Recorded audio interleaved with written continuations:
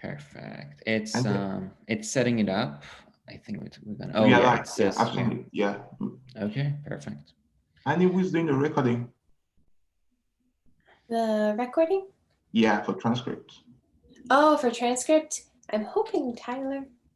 But Oh. if we just put it on auto record, won't that do it? Yeah, I'm sure you can record it. Just I'm gonna see. Am I also a co-host? Because I had to be let into the room. You're a co-host. Oh, I am. Oh, maybe I can record. I can record. Yeah. Nobody private chat me anything you don't want. That shows up in all of them. I so even know. if you private chat someone randomly, like if I was to chat Q right now, it would show up in your transcript. Oh, would? Okay. Nobody private chat. I mean, unless you're just asking. I mean, don't private chat anything you don't want public. Yep. Okay. Yeah, let's not learn that the hard way. Yes, let's. Yeah. Okay. Okay, thank you, Edie. Okay. Yeah. So I'm gonna leave for classes. Okay, have a very good class. All right, thank you. Okay, I'll wait for more people to come on. Oh yeah, Edie, good luck on your final. I'm gonna wait for more people to come on, and then I'll warn them that we're recording, and then I'll hit record. Hi everyone. I did not want to interrupt during the executive stuff and so on, so I just kept quiet. Oh, hey Emmanuel, how you been? I'm fine. I also see. Let me see who else is on. Hey Felix. Hey Artur. Good to see y'all. Hi. And yeah, also caught the bit about publication, so I guess this is not the forum to share that I actually do genuinely enjoy the music of Limp Bizkit. Very good. Very good. Not something that I can let out to my program. Don't let your program down. Mum's the word.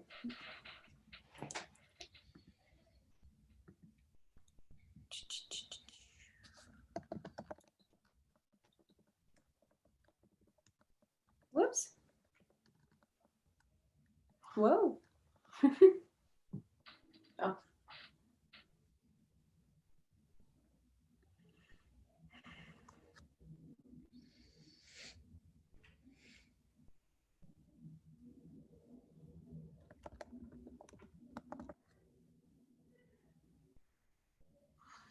I'm just texting to see if Rachel's able to. Oh, there's Rachel. Whoa, that was like right as I texted her. Hey, Rachel. I was in another meeting before this. So you can totally ignore. I was like, we'll just check. No, awesome. We have a question for you, Rachel. You were so good in committee meetings with updating a live doc. Would you feel comfortable doing that part today?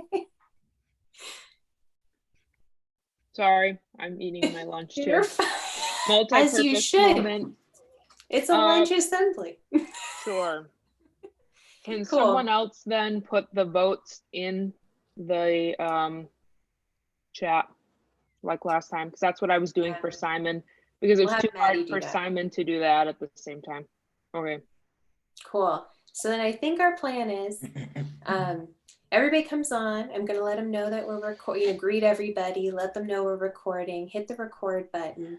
I'll let everyone know that we're handling it, do like a greeting, that we're doing the meeting of the committee of the whole, very similar to last time, article by article, a lot of voting by unanimous consent, just as a committee, and then one big vote at the end.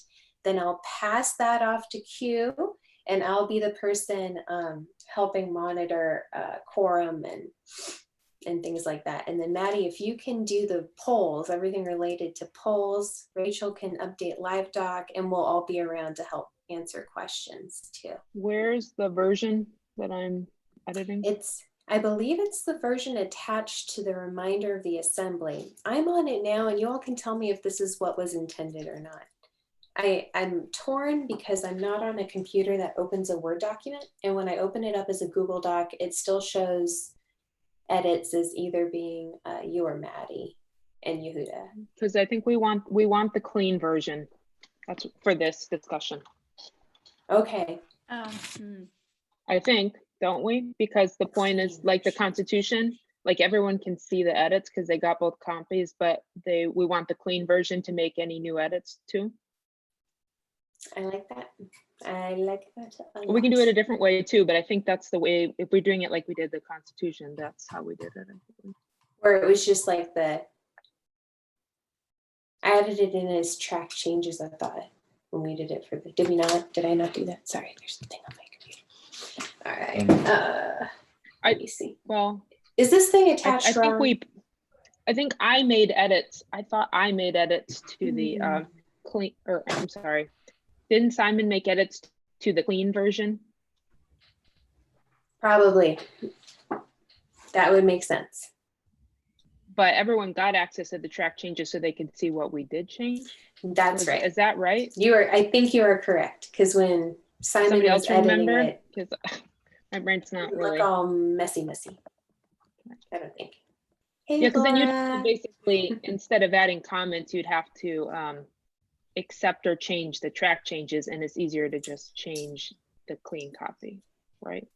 Yes. Does anyone happen to, I'm not on my regular laptop, I'm on in the other office. Does anyone have that copy that you need? Is it in the rules folder? I think so.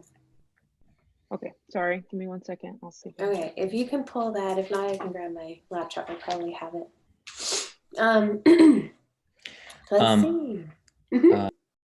Meanwhile that we were doing that, I just wanted to make sure. So I'll ask for unanimous consent, and then I ask for I ask for unanimous consent. Is there any objections? And if there was, then I ask for vote. Yeah. And then the vote is, if you're voting for something, it's a yes button. If you're voting no if you're voting opposing something, no. And then for the other one, for abstain, you do like the need a break or a wave. Yeah, the little coffee cup. Yep, Coffee cup. Coffee cup. All right. Okay. Indifference as shown in the coffee cup. Yeah.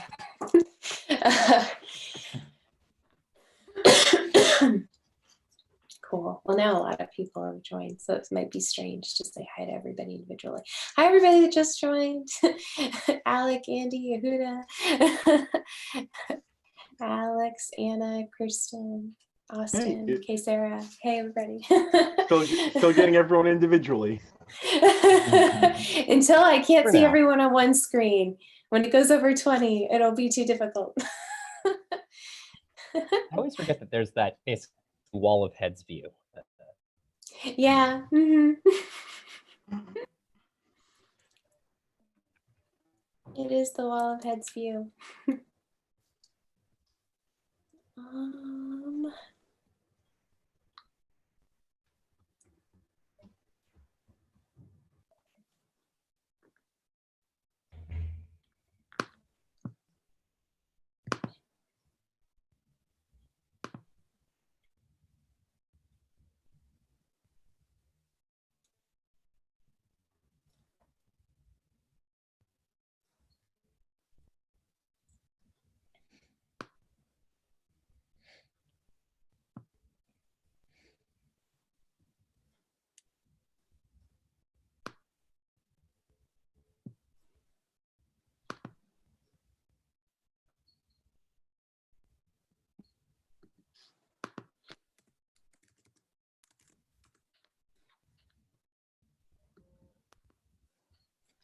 Maddie, I need some help finding it. I saw you had an email with Annie saying you double checked the clean version, but I don't see it in the rules folder, and it's not attached to the last email.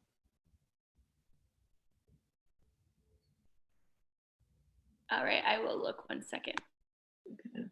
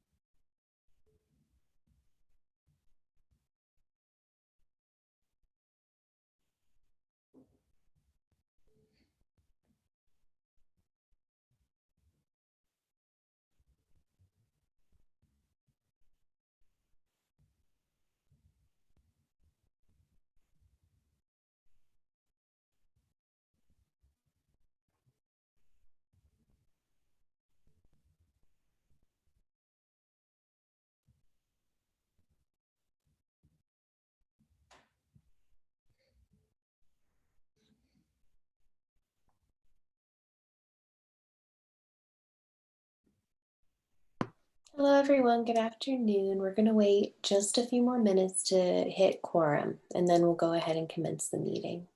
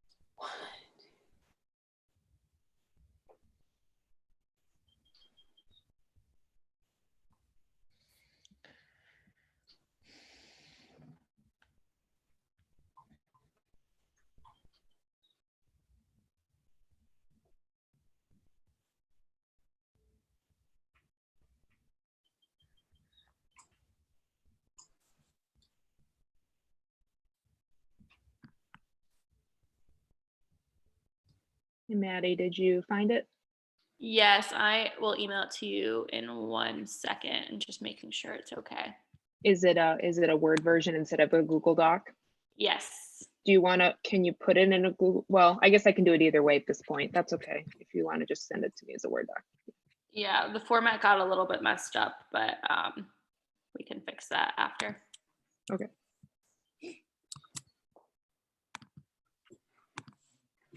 How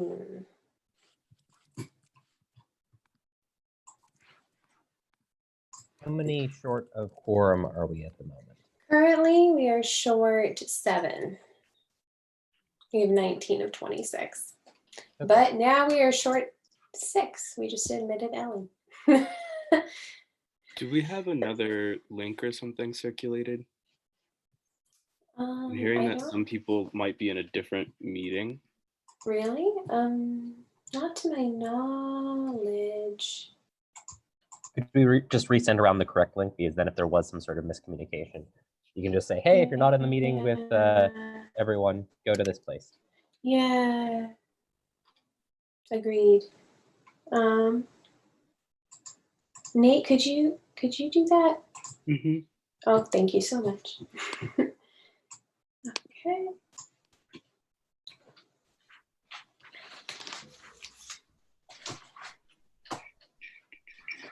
I think there might be a lot of people in the wrong room. I just accidentally joined the meeting from last week.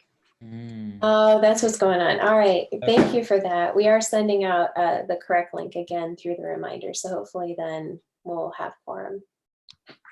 Oh, here come some people already.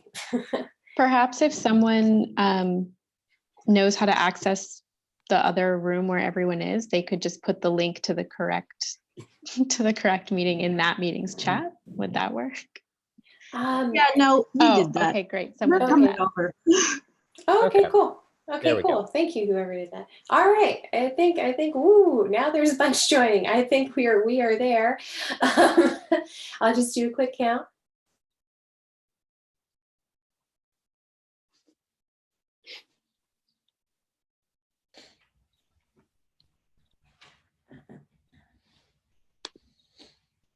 All right, we are there. Excellent.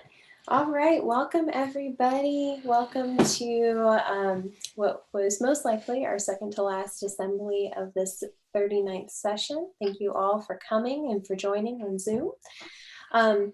For transparency, I'm letting all of you know, like we would have our assembly open in real life, we have our assembly live streamed and it is recorded for audio transcript purposes. So if for any reason this is not okay for you, please do feel free to turn the video part of your engagement off. All right, so can everybody see the agenda? We have a fairly straightforward agenda for today. We will first be tackling, it's going to be handled very similarly to the Constitution last assembly. What we're going to do is we're going to conduct it as a meeting of the committee as a whole. Therefore, we're going to go article by article, and that part's going to be, we're kind of tag teaming it today. Q's going to help chair, and I'm going to help monitor and moderate. And as we go through those articles, there's going to be chances for you to ask questions, to make amendments. And as we think that we're coming through to the end of each of those articles, there will be an ask for unanimous consent, at which point you can voice an objection, and that would be a way to let any final thoughts be known and things to be voted upon and so forth. After we get through all of the bylaws, which I imagine may take some time, we will do a vote on passing it as an entire document. Unlike the Constitution, the bylaws can be changed by the Assembly without the general election piece. We are in a little bit of a limbo state, so the way we're going to handle this is as follows. What we're going to be doing is passing the bylaws, and if for some reason the Constitution does not pass, I will veto the passing of the bylaws. We don't foresee that happening. As of about 10 a.m. this morning, we were only 22 votes short of 1/20th of the graduate student body in order to pass the Constitution. So although it's not passed at this very moment, we anticipate it meeting that threshold by midweek this week. So if any of you have not yet, I've checked in with many of you, but if any of you have not yet gotten some of your program members to help us meet that goal, we would really appreciate you doing so. So with that, as we get through that piece, we will then move to the approval of minutes, and then we're going to have an interesting discussion about, as a group, as a whole, what are our options with working within Robert's rules for how we want to keep our records. And we'll get to hear varying opinions, and we'll be able to decide as a group how we would like to keep notes, and then we'll go through the process of approving the meeting notes since January. And if any time is remaining, there will also be a representatives forum. So at this point, I'm going to stop sharing my screen so that the person updating the live doc we can move to them, and I will be helping moderate. So similar to the last time, I'll let Q go over how to vote, but similar to last time, I'm going to be helping the piece where we have the questions. So if you could just type into the chat box your name, and we'll call upon folks in the order that they write in. And we'll be doing as best we can with all the varying aspects of updating the live doc, making sure everyone is heard, and so forth. So we always ask for your patience, and we thank you for your service. And with that, I will pass it to Q. All right, everyone. First of all, I just wanted to say that I'm not gonna do this as smooth as Simon did. So hi, Simon. Last time I felt like I'm George Washington or something like that when Simon was doing it. Just to go over the way that we vote for everything.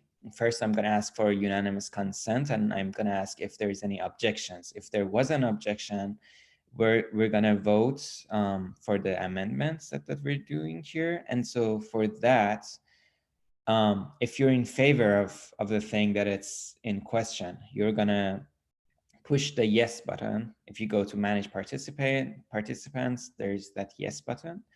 If you're opposing that, you push the no button. And if you're abstaining, push the coffee cup button. All right. Okay. Okay, so let's start. Can we scroll down a bit? Yeah, I just want to mention that apparently we don't have a Google Docs version of this at the moment. So there are some artifacts in here from, I guess, from when it was moved originally from a Google Doc version to a Word doc. So I apologize for that. We just saw this now. But just know if there are any weird spacing issues that will be addressed. I don't think we need to motion to correct them. That's all. Okay. So let's start with Article 1. I want to move to start the debate on Article 1. Let's see if you have questions about it. Okay, I think Yehuda has his hands up. Yehuda, go for it. Sorry, I think that might have been premature. I'm trying to find the part I wanted to comment on. Oh. Here we go. Yes, I found it. So one of the changes here in section 1, it's the new section 1.6.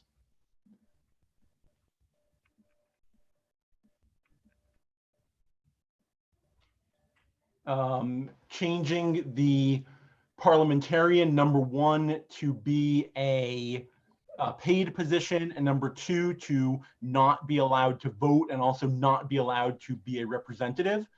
And there is no other governing body on this campus or any other student government I could find in peer institutions that, number 1, pays the parliamentarian, and number 2, does not allow the parliamentarian to be a voting member. And in all the years I've been on the GSG, I have not always been parliamentarian. I have been a few times, and no one has ever expressed concern that the parliamentarian was being arbitrary or unfair because of their opinion. And there are ways to deal with that. If you think that something wasn't done properly, you can appeal to the governance committee. But this seems unusual and unnecessary. And I motion to change it to allow the parliamentarian as previously to be a regular member of the assembly and also not to pay the parliamentarian as an hourly employee. All right, so let's have that written, and then meanwhile, if people who've worked on this or other people have comments on this issue, please go on.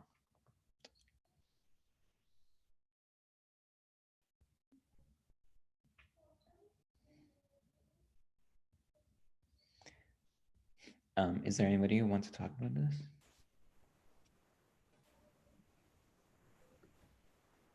Hi, Q, can you hear me? Yes.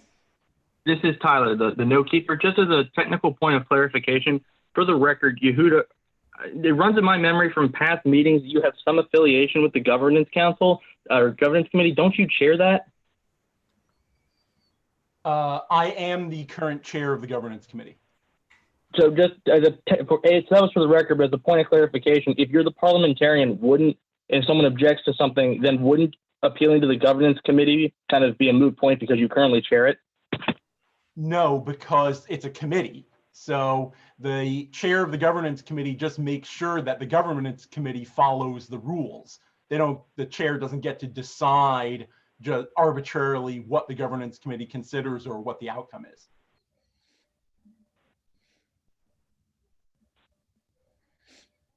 Okay, thank you.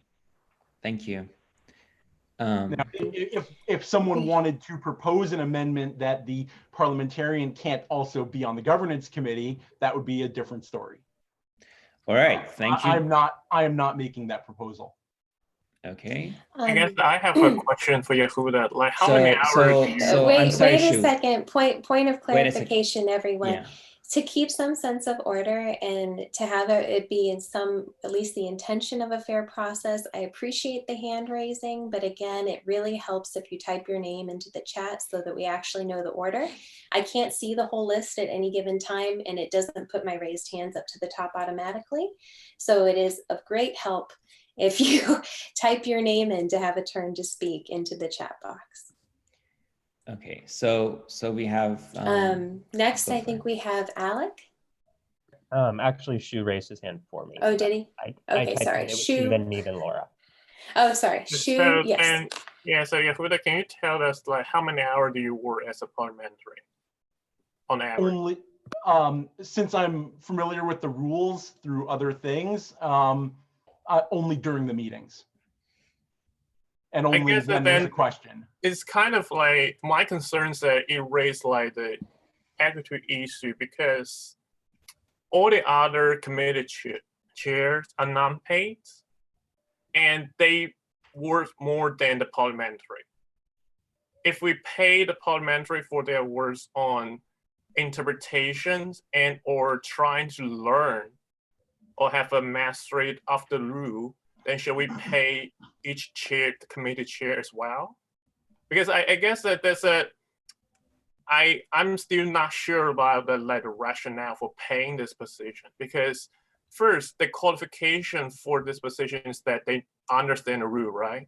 And the second is that as Yehuda just told us that if you're familiar with the rule, then you don't need to spend a lot of time on interpreting or on this job. So if we pay this job, which are like it's a minimum, which require a kind of minimum commitment on time, then should we pay the committee chair, which is expected to spend more time on the GSG related work?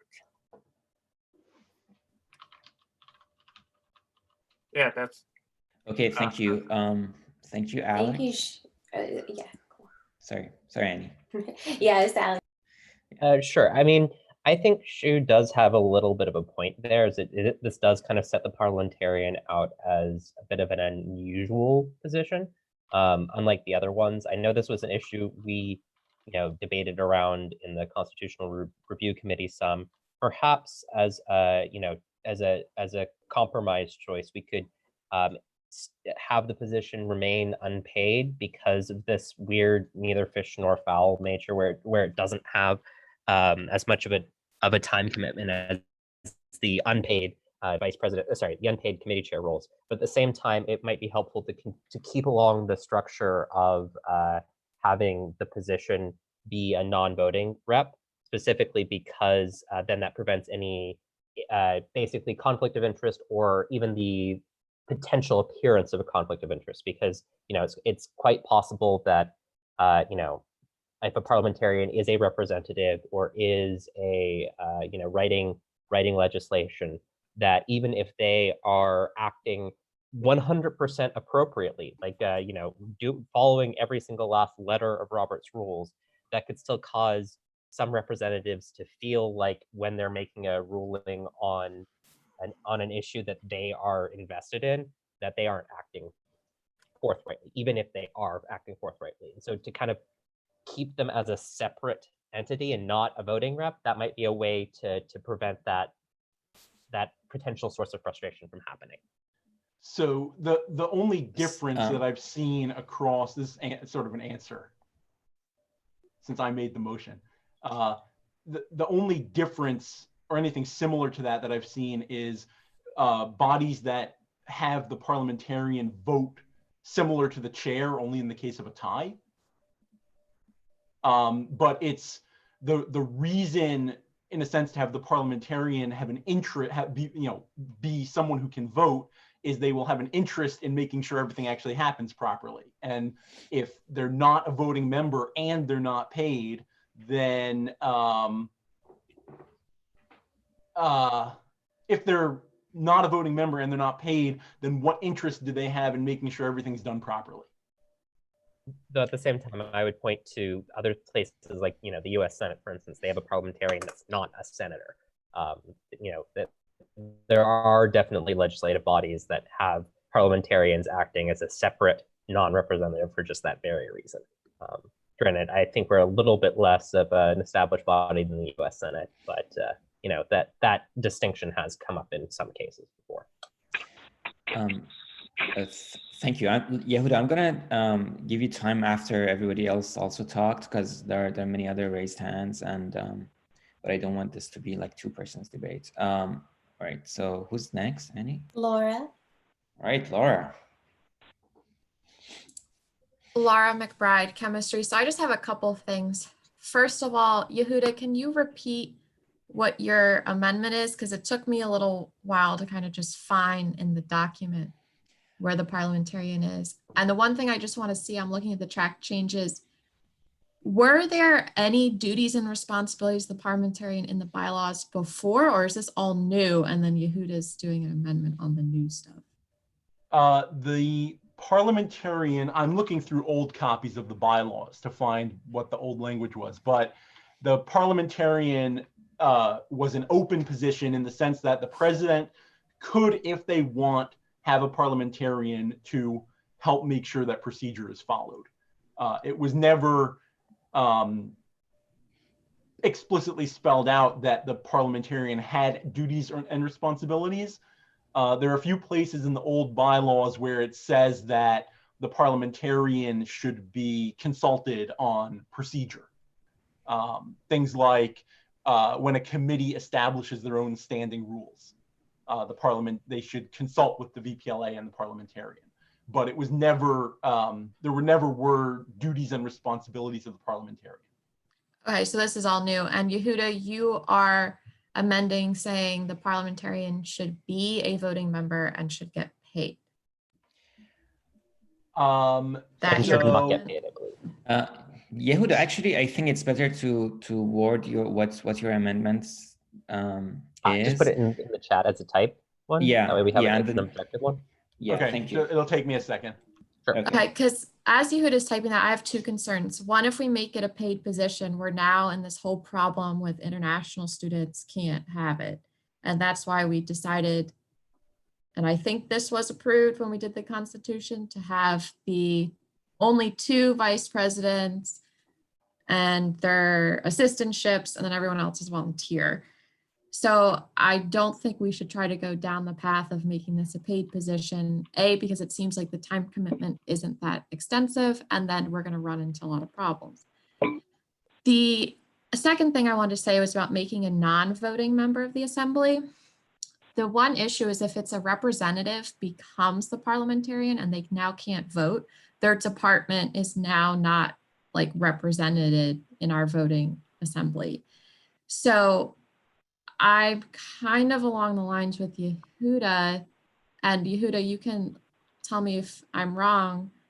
Do you currently vote now on things? Yeah, most of the time. I abstain a lot of the time, but I do vote most of the time.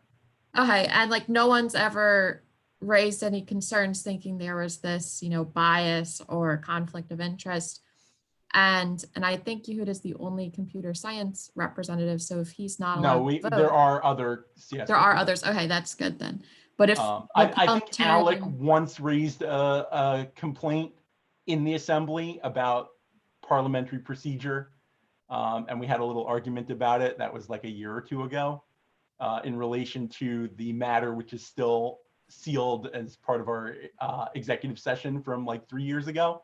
But besides that, and then there was no like formal complaint after that I know of. Yeah, okay. Besides that, I don't know of any complaints. Right, so there if the have been a few other parliamentarian informal complaints, but yeah. I mean, I have heard some discussion with other representatives on a couple of things as well. I'm not going to name names, but there has been that concern has been raised. I just want to make sure that so Laura finishes her thoughts, and then we can move to other people who wants to talk. Thank you. Yeah, so what if the parliamentarian is from a small program where they only get 1 representative? Do they still count as a representative if they're the parliamentarian, or is that position now open? Because if they're not allowed to vote, then this program essentially has no say, at least in how we vote on things. And so that's kind of where I'm a little hesitant on that. So I don't know if there's a way to make the parliamentarian that they're now not a representative if they become the parliamentarian, and that's just like what they do, and they can be part of this executive committee. It's just volunteer, so they don't vote. And then that program can now have another representative who can vote. So that's kind of what I was thinking. Okay, thank you very much. Right. I'm almost done typing. Thank you, Yoda. Who's next? Annie, is there any other? Nate people? is next, actually. Okay, all right, Nate.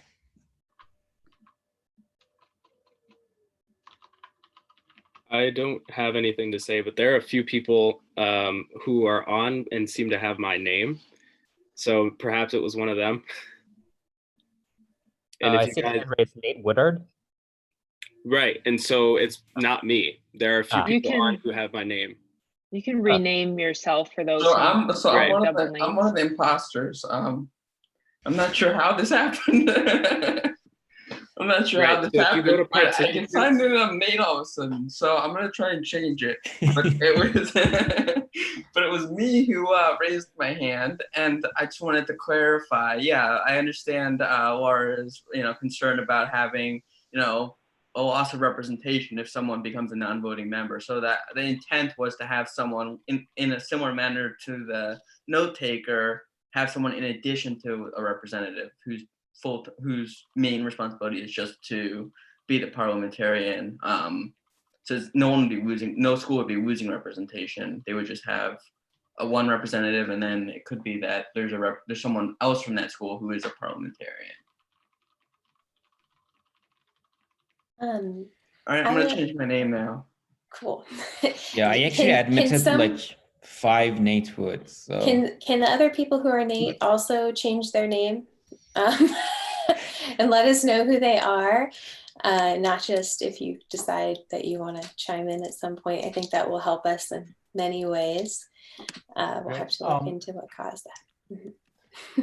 I've posted my proposed amendment in the chat, and also the text that if someone wanted to amend to make sure to avoid possible conflicts of interest, suggested amendment on how the parliamentarian votes.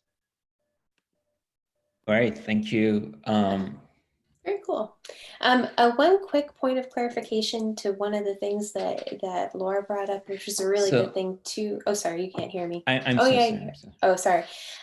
Just to answer one of your questions, Laura, if I may, to clarify the changes of restructuring that were made in the Constitution, what we're trying to do is create a mixture, because when we only had the stipend, that was problematic, or only having payroll, that was. So we're trying to have it be a spectrum of volunteer leadership roles through assistantship, so a mixture, so that all different kinds of people will be able to have some kind of leadership role in GSG. It was like the best of the not so great answers. So hopefully that helps. So it doesn't really, yeah, cool. Okay, I just want to say that, so Yehuda moved to amend the Article 1.6. Is there a second? I need a second so that Rachel can write it, and then we can vote on it afterwards. Second. Okay, thank you. All right, continue the debate. Is there any other thoughts, ideas about this? Oh, sorry, I didn't raise my hand. Go for it, Laura. Thank you, Laura McBride, Chemistry. So I just wanted to clarify, and I know it was not real Nate Woodward, and it's Jeremy. Okay, Jeremy, that's who it was. So you're saying that if the president appoints a parliamentarian and they were previously a representative, they now become not a representative, and a new representative can be elected for that program? So anyone on the committee, on the Constitution Committee Review Committee can help chime in. That was correct. That was the correct interpretation. That it would not be that it basically if they were a rep, then okay, you're no longer a rep. There'll be a special election to fill the seat. There could also just be a process. The original intent in making them a paid position is it might not even have been someone who was a rep. It would just be someone who has expertise in Robert's rules or what have you, not necessarily a program rep who would be then hired. And as a result, there wouldn't even be this question of loss of a program rep. Yeah, so for example, my next question. Yeah, so for example, like the School for Public Policy currently has like 2 representatives, Ellie and myself, and then in addition to that, there's the note taker who the School for Public Policy hasn't lost any representation. We just have an additional person who is a non-voting member. Thank you. I'm sorry, can I ask Yehuda for some clarification? Because Yehuda, do you really want the parliamentarian language in this section 2.6, No, which is 2.6 would become 2.7. Oh, I think he means 1.6. No, I would move it out of out of the executives and into the assembly section because it's more relevant to assembly. okay? So you want it at the end, and it would be 2.7, assuming no other changes. Well, I think just order-wise, it makes sense to put it before the electronic attendance. Okay, so you want it to be the new 2.6. I want it to be the new 2.6, and 2.6 will become 2.7. Okay.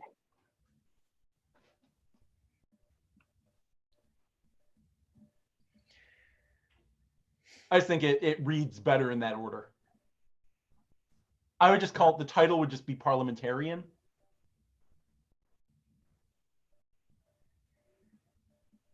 There's an A after the I. I have to do that all the time too.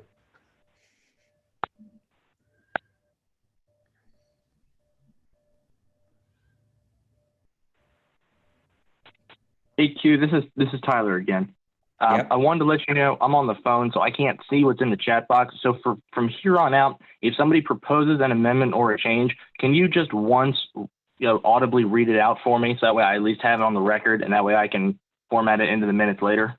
Yes, absolutely. Thank you. So Yehuda is proposing a 2.6a, which is the president may appoint a parliamentarian to act as an impartial advisor and expert on parliamentary procedure during assembly meetings. 2.6.b is going to be the same as 1.6.b, and 2.6.c is going to be the same as 1.6.c. And he's suggesting that we're strike 1.6.d, and then yeah, I think that's all, right? Yes. Okay, thank you. I have a point of clarification. Yeah, I can't speak today. I apologize. A point of clarification question. Why with the parliamentarian versus other members of the GSG, why is it the word may? Why is it not considered a standard to have one no matter what? That's always the way it's been. If the president and the VPLA decide that they are experts on parliamentary procedure and don't want any advice, they're welcome to not have a parliamentarian. And again, you can still appeal to, well, during the assembly, you can appeal to the chair that they made a mistake, or you can appeal to the governance committee that there was a procedural error. It's just, the parliamentarian is supposed to be there to be helpful. There was a time, even when I was on the GSG, when we did not have a parliamentarian because the president and the VPLA decided that they knew everything and didn't need any help. Okay, thank you. In the interest of time, I want to see if there is a motion to end the debate on this specific amendment and to vote on it. Motion to end debate and vote on this amendment. All right, is there a second? Seconded. Is there any objections? I have one objection. Specifically, I wanted to discuss the potential of 2.6.d, an alternative that Yehuda mentioned if we did want to keep the parliamentarian as or like limit the parliamentarian's voting ability, because I feel like we've discussed the rest of that one, but that is one point that I don't feel we have properly discussed. And so I want to just close the loop on that before we move to vote. Sure, so let's So then there was an objection. So the motion did not pass. If anybody wants to add comments on what Alex just said or other things.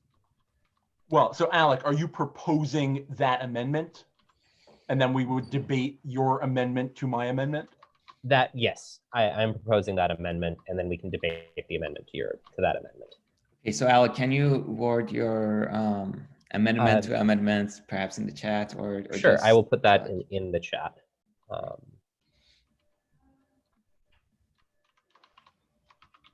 And once it's in there, someone will have to read it verbally for Tyler. Okay. The chat is saved with the recording, so we can always get that too. True. If there are any questions. Alec, are you the same? Are you proposing the same I'm thing as typing it. Yehuda said above? I'm editing it slightly. Okay, okay. Done.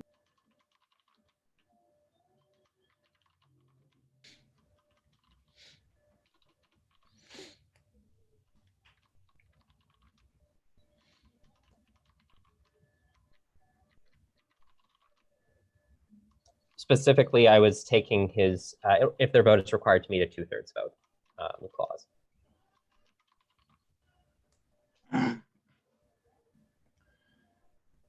So a slight change, if you will accept this, if the parliamentarian is a voting member of yes. GSG. I will make that change. Good catch. Because, I yeah, thought we we don't want to just give a vote said to somebody. the parliamentarian is not a voting member of GSG. No, this is an amendment to my amendment, which allows the parliamentarian to be a voting member, but they don't have to be. Yeah, because the parliamentarian at no point is it required that they are a voting member. The parliamentarian, even under our current rules, could be a non-voting, could be some random person off the street who we thought had some talent. Oh, I hope it wouldn't be some. I'm now person really off the street. confused. I thought the point I brought up was that the parliamentarian would become a non-voting member. Well, that is what the current language is. Yehuda's amendment would basically be, you know, they could keep the vote.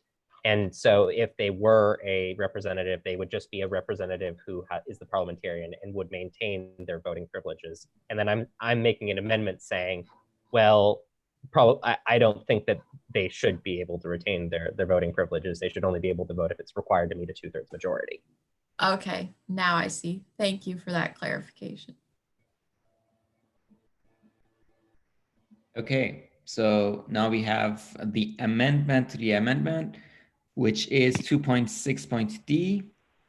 The parliamentarian will only vote if their vote is required to meet a 2/3 vote if the parliamentarian is a voting member of GSG.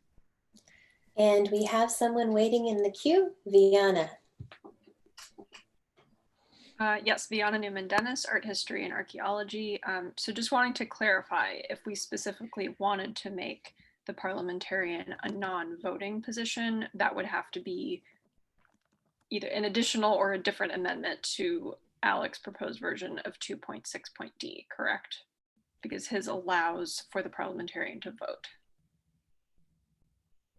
So are you suggesting in addition to Alex? I'm just clarifying that if that would be a separate issue, right? Because I think the way he said it was that what he's suggesting is the parliamentarian will only vote in that case, but if we wanted the parliamentarian to not be able to vote, or if we wanted to clarify that they were normally not a voting representative member, that would need to be an additional point in the bylaws, correct? You would have to not vote for this amendment and propose a new amendment. Okay. Because that would be a substantial change. Okay. Well, if you note the original, I'm sorry to interrupt, but just because I wanted to emphasize this, the original proposed language from the bylaws change in 1.6d was serve as an ex officio non-voting member of the assembly. That's what was proposed. In Yehuda's amendment, which is on the floor for debate and voting, he has removed 1.6.d. So that's originally was proposed that it was non-voting. Yehuda's saying that he wants the option open. So just to understand where we are in the middle of our motions, if you yeah, I think we should either vote on this motion as is, as Yehuda has, or vote it down and propose something else. But that change was already made in Yehuda's motion. So I'm comfortable tabling mine and then only proposing that we actually add that in if Yehuda's motion passes. Is that an acceptable?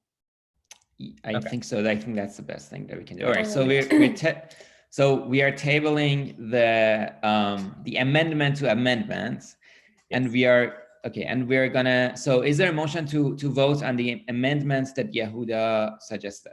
I do believe there was one question. We have another person with a question. It's Addie Doobie. Addie. Addie Dubé, entomology. My comment was going to be in response to Alex's amendment, so I'll table my comment for now as well. All right. Is there anybody else want to talk? Okay, hearing none, I'm asking the question again. Is there a motion to vote on the amendment that Yehuda proposed? There is a request from Kay Sarah to please repeat the amendment when voting because there's so much confusion. Sure. So the amendments that Yehuda proposed, it's the blue thing that you see on your screen. It's what Rachel added. So it's like 2.6 parliamentarian, and then 2.6a, the president may appoint a parliamentarian to act as an impartial advisor and expert on parliamentary procedure during assembly meetings. 2.6b, maintain and exercise a firm understanding of Robert rules of order and the GSG governing documents. And 2.6.c, at the first meeting of the assembly each semester, provide a short presentation for all new GSG members to understand the basics of parliamentary procedures. This is the amendment. Again, is there a motion? Motion to vote. Okay, is there a second? Seconded. Okay, is there any objections to vote? Okay, so I'm gonna move and ask for a unanimous consent. For this, is there any objections?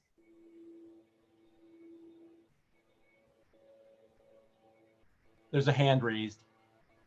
Okay, who's the hand raised? Sorry, Vienna. Vienna. This is, as I understand, an objection to passing this amendment. All right, so then we're gonna move to vote on the amendments. If you want to vote in favor, press the yes button. If you want to vote oppose, press the no button. And if you want to abstain, press any other things. The best thing would be the coffee cup. Give it a time. Yeah, I'm gonna give you 45 seconds.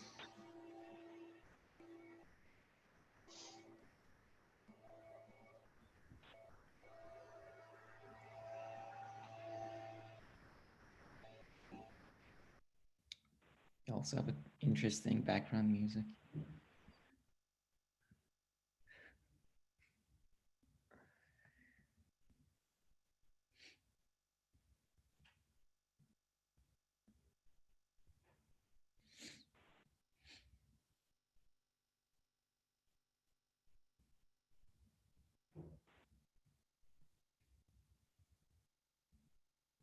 We have 10 more seconds.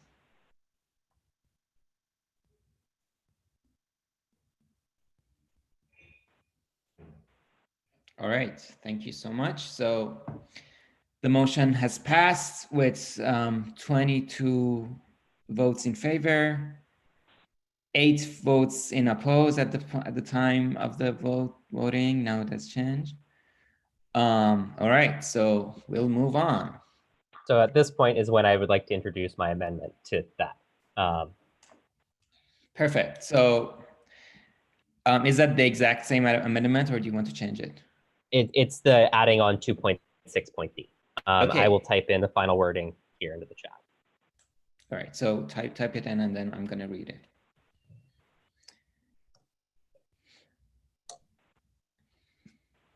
All right, so so there is a motion to amend to amend, what do you call it? To amend the amendment with 2.6.d. The parliamentarian will only vote if their vote is required to meet a 2/3 vote. Is the 2/3 vote the proper terminology? Sorry, Yehuda, I just wanted to confirm that I had that phrasing correct from your original.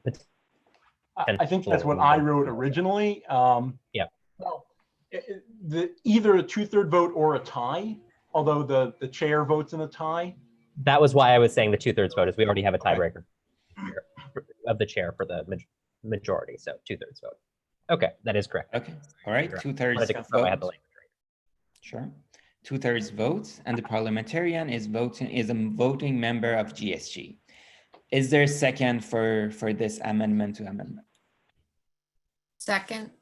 Okay. All right. So And- Rachel's gonna add it. And Addie is in the queue. Addie Doobie. All right. Let's hear Addie's thoughts on this. Thank you, Addie Dubé, entomology. So just to clarify, this means that if the parliamentarian is a voting member of the assembly, they would only get to vote if they needed to meet the 2/3 vote. That would be correct. That again, to me, brings up the problem we had before of program representation. If a program representative is only allowed to vote in very limited circumstances, I mean, just to sort of, I actually agreed with you initially that it shouldn't be a member, but if it is a member, then it seems unfair for that program to only get to vote in extreme situations. I have a point of clarification, I guess, or something, a question I'd like to add to Addie's. Thank you, Addie. Alongside that, I think we need to consider the fact that the other pieces of the parliamentarian do not require it to be a program representative. So do people feel comfortable or not having an appointed parliamentarian all of a sudden having voting rights? This wouldn't give the appointed parliamentarian voting rights. This is just saying that, so maybe the word order has to be changed to say, if the parliamentarian is otherwise a voting member of the GSG, then the parliamentarian will only vote if their vote is required to meet a 2/3 vote requirement. I like that new wording, Yehuda. Thank you. I am comfortable with that change. Mm-hmm. Okay. So just flip the order of the sentence. Great, thank you. Are there other people who want to talk? Yes, we have Laura has her hand raised. Laura. Laura McBride, chemistry. So Addie was hitting on the point that I asked earlier, and then Jeremy clarified, and now it's been brought up again. So in these new amendments and how we currently have it worded, let's say the next president appoints Yehuda as the parliamentarian again. So does that mean his representative spot is open for another person to be elected, or is he still the representative but only votes in a 2/3 vote? The person would still be the representative, meaning they're still allowed to speak, they're still allowed to talk about their opinion. They just wouldn't vote unless it would actually make a difference. Okay, so for example, if they chose someone from a small department or program that only gets one rep and they are chosen as the parliamentarian, then no other rep can be voted in to have like a voting right. This would be the only rep that can vote for that program, but they can only vote in an extreme case. Unless the rep would resign and let someone else be elected in their place. Which would be this permitted. Is now hitting on the issue that I brought up earlier about the issue of representation and that Addie just brought up. Okay, I just wanted to clarify like what all this means. Why did it show up twice? My apologies. Okay, thank you. I think there are a couple of other people who want to talk. I don't know who was first, but Kay, Sarah, and Veronica. I just want to echo the, add support to what we're hearing from Rachel and Addie, that this means that there are programs that could lose their representation, and the whole idea that that the way to prevent that is that they would then resign as representatives so that they could stay as parliamentarian, and then their department would have to vote again. I mean, I think by virtue of the struggle we're having to get the votes for the Constitution that we need, that's not an intelligent choice to make, because then it's probably already hard enough to make this, to like get people to vote for a representative. So if you're kind of banking on them resigning so that someone else can step in and be voted in and then vote, that's just not how representation should work, and in my opinion. And I think that you know, if this is the structure that people want for the parliamentarian, then maybe it just needs to not be a program representative. It needs to be someone else, because if it is someone from a small program, that program gets screwed, and that's really not fair. And that's all I wanted to say. Okay, I think we have Veronica. I also wanted to say something, and then we have Yehuda. Okay, so I'm from a small program. There's only 4 of us. So the idea that I would only get to vote in extreme cases if I was parliamentarian isn't fair, because a lot of times small groups, we vote on things as a collective to make a point. So if I don't get to vote on anything except to make it count, isn't fair to my department, because then we lose our vote for everything else, and we lose our chance to say, we don't agree with that, but it still passed, but we voted no on it. That matters to us. So I agree with what Laura and sorry, the last person that just talked. There's been a lot of different names thrown out, so it's confusing. Like, we would get screwed as a program because there's only 4 of us. So if I give up my representation, who's going to take my place? Like, that's asking a lot of us. All right.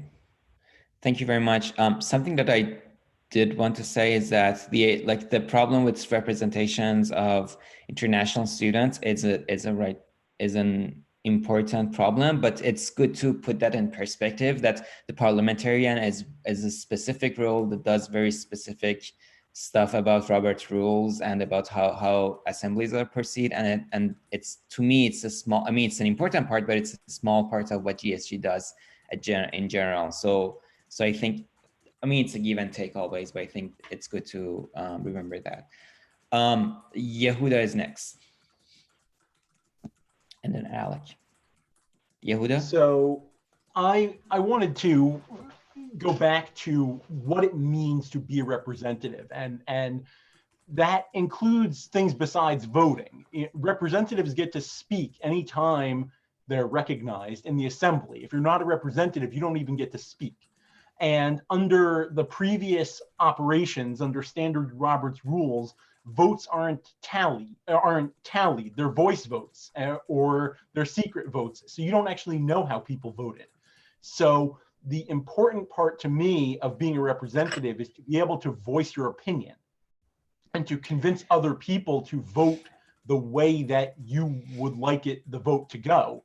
So the fact that if your vote isn't going to make a difference, you wouldn't actually get to cast your vote, doesn't really change anything because no one would actually know. Okay. So I'm not sure that it's a huge difference. All right, thank you. So I have Alec and Kay Sarah. I want, if you guys can talk a bit faster, because we've around 1 hour passed. I'll withdraw my comment. Thank you. Yeah, I can withdraw as well. I just really want to emphasize what Veronica said, and I think it takes a lot of gall for someone from a really large department to tell someone from a small department that it's okay for them to not have a vote, that as long as they can speak, that's good enough. That's all I want to say. So do we want to just say, make it be a non-voting member, bring back the 1.6, make it an ex officio, and then there's none of this debate of it being well, never mind. Let's just motion to vote. Thank you, Alec. I totally feel you. I totally feel you. All right. Okay, so there's a motion to vote. Is there a second? Seconded. Second. Is there any objections? Please no. Objection. Oh, okay. So I'd like there to be a counted vote. No, that's fine. That's fine. All right. So we're gonna vote so the objection was just to to pass it to unanimous consent. So we're gonna have it as a concept vote. So I'm gonna give you 30 seconds to vote on the amendment that was proposed by Alec. If you press yes, that means that you're in favor. If you press no, that means you're opposed this amendment. And if you press the coffee cup, that means that you're abstaining.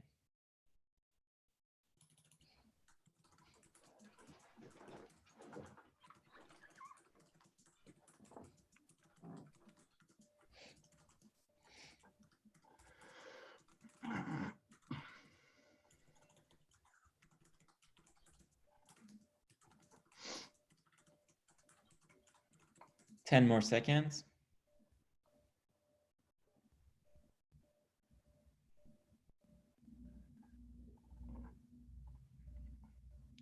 All right.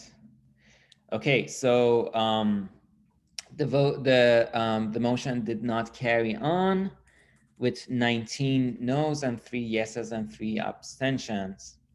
Thank you very much. Let's move on to see if there are other debates about Article 1.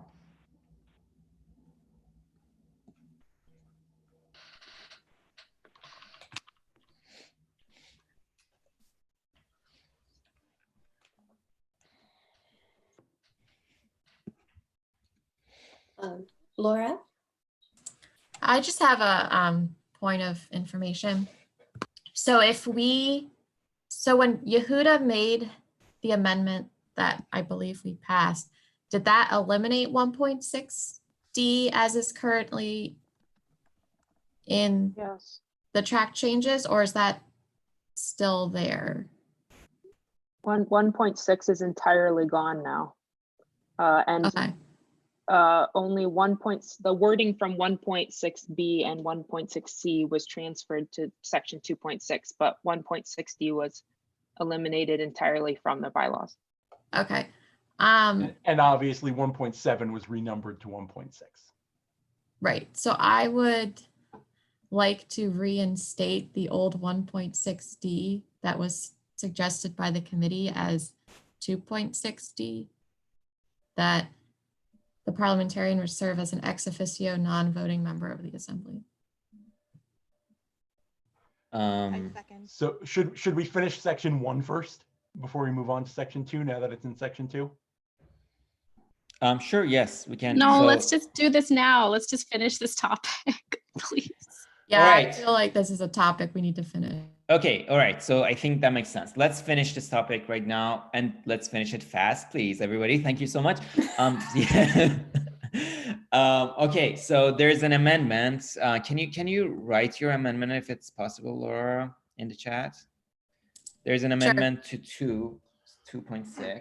It's going to be the new 2.6D, I think, if I'm not mistaken. Just as a reminder to everyone, please do vote, whether it's in favor, opposed, or abstention. We really do appreciate it. Last time there was a vote, it looked like 25 and not 26. So it really helps us all out if everyone does their part and votes.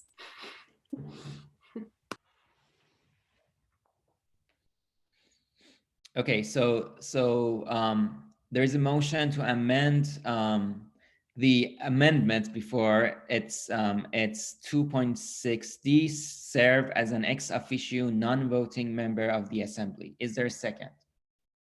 Second. All right. Okay, is there any debate on this? Anybody want to talk about this? There's one other thing. I just didn't know if everyone knew this or not. Maybe everyone does, in which case I apologize for duplication. Just so you are all aware, none of the other executives, like including Maddie and Edie, Director of Ops, Chief of Staff, Tyler is note taker, all of the VPs, myself, none of us get to vote. And some of us are the only person that represents our specific program. So I just wanted that to be known. Thank you, Annie. Given our debate over this topic, I have a motion to vote on the amendment, unless anyone has any compelling objections. Okay, is there a second to motion to vote? Second. Is there an objection? All right, hearing none, we're going to vote on this. And I'm not going to ask for unanimous consent. I'm just going to ask for a yes and no vote. So if you want to, if you're in favor of this amendment to the amendment before, vote yes. If you're opposed, vote no. And if you want to abstain, vote coffee cup. You have 30 seconds from now.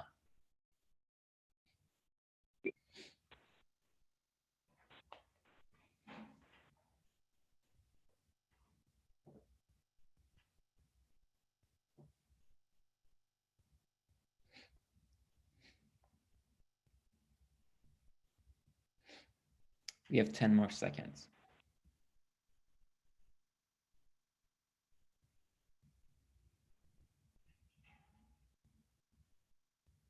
Okay, all right. So the motion passes with 23 votes in favor, 2 votes opposed, and no abstention. No abstention. All right. Okay, is there any other comments on Article 1?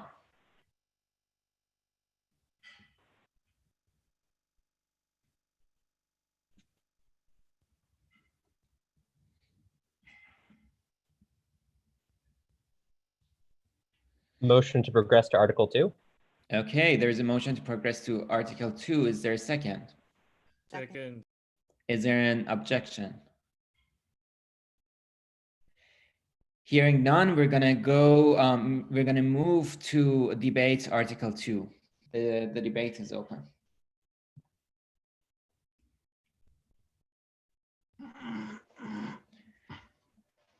Okay. All right. Anybody? People are probably still reading it or reminding themselves of where things are. If I may, oh, sorry, I'll take it. Go for it, Alec, if you want to say something. Basically, just to give a very brief overview of the changes, for the most part, it was just changing the shalls to shoulds and changing, the exact wording around the attendance standard, specifically because we were trying to avoid it being a formal duty, because that was the thing that there were some lawyers who were getting a little bit unhappy about, and were concerned that a 20-hour-a-week assistantship international student could not serve as an assembly member. And so we tried to make the language a little bit more deliberately vague so that it could be seen not as a job and more as just like an activity that people are doing. And so that was, a lot of the changes that you see here are specifically to try to remove formal duties and formal responsibilities. And so, that's the main thing. They're changing the basically saying that individuals cannot hold more than one proxy vote, and then clarifying the titles, but those were kind of the highest level changes. All right, thank you. Yehuda. I'd like to clarify or amend 2.3.h. 2.3.h is a new section which says recorded votes on primary motions shall be documented based on effectively by program name to show how people voted.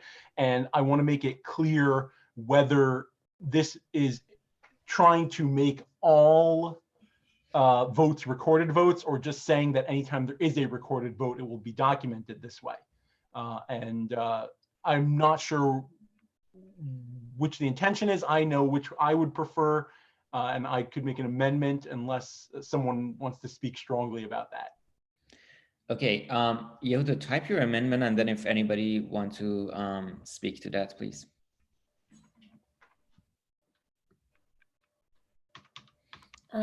I'll speak to it. If other people on the committee want to speak up, you're more than welcome to. I believe the intent of this piece was to make sure that we recorded votes that passed or did not pass major legislation, resolutions, and acts, primarily. Things that were typically voted on in closed session, let's say the election of a new VP that during a vacancy would not be recorded publicly, but things that we are voicing our opinion on, resolutions, or changing via acts would be recorded in the notes. And the other thing that I would just say to clarify as well is this wouldn't be recorded votes are necessary on like amendments and stuff like that. It would be the final vote. Did we pass or did we fail to pass the final text of the legislation? That is the only thing that we're having recorded vote on. And I mean, that's why it says primary motions. Yep. So that was Cool. just want to make sure that was all clear. Right. Yeah. So, so I've pasted the text of my amendment into the chat. Okay. Okay, so clarify that it's just when a recorded vote is held as opposed to unanimous consent or a voice vote. And that is exactly what the intent was. So, all right. So, okay. So there was a motion to amend. Is there a second? Second. Point of clarification. Yes. I'm just curious about why we're recording by program name rather than individual representative names, because again, this kind of affects one representative from a small department differently than it would reflect or represent, I guess, 3 representatives from a larger department. Thank you. Anybody wants to speak to that? I can speak a little bit to that. This was basically the intent was to try to provide a degree of anonymity. While yes, this would smaller programs, you know, even some programs that are good size, like, you know, there are 80 people in my program and I'm the only program rep. It still makes it a little bit less. So it's, you know, you personally as like me as Alec Dennis is saying something, it's more along the lines of me as a program representative for the business school voted against it. It's trying to kind of make it so it's not make it a bit more anonymous and make it a bit less, you know, this was you who said that. And that was kind of the intent. And it's so not maybe perfect. I'll definitely. Not so much anonymous as objective. Objective. Yeah, that might be a better phrase. Yeah, and Meaning more you so, are the representative. Right. It's a reminder of your role, because sometimes we do have people who come in and who are voting personally, and this is yet another reminder of your role is to check in with your group. So if you come in and abstain every single time, is that really saying that people in XYZ department don't care about anything? You know, it's supposed to help the people of that program in an ideal world track and make sure that their representative is representing them. Okay, thank you for the clarification. Okay, thank you. Is there any other debate or thoughts on this? All right. Okay, hearing none. Is there a motion to vote? Motion to vote. Is there a second? Second. Any objections? Okay, so I'm gonna ask for voting on this based on unanimous consent. Is there any objections? Okay, hearing none, the motion passes.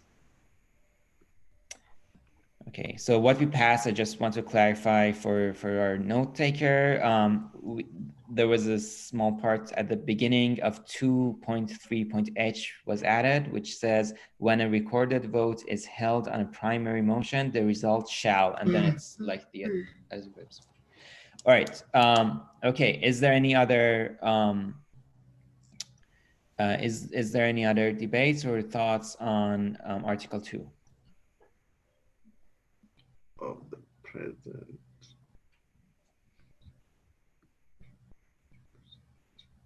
I raised my hand. Q. Yeah, I see that. Yehuda, go for it. Sorry, I think we actually have to go back to 2.6. If you could scroll down, Rachel. So what to this clarify, says, yeah, okay. Right. Well, we've voted that it is the currently as amended 2.6. Yes. It's going to be unclear, I think,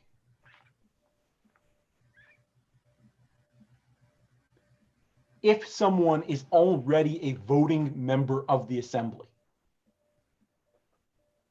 Does 2.6.d actually override that to make them a non-voting member? Or does that just mean that the parliamentarian, if they were otherwise not a member, is now able to speak the way a member is allowed to speak? it's not clear from a parliamentary perspective.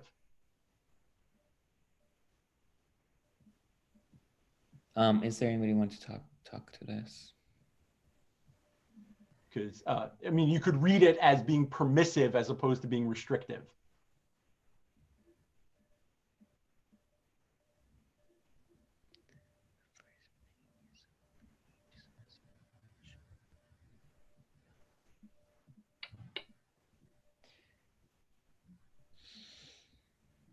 Do I need to wait to be? Oh, sorry.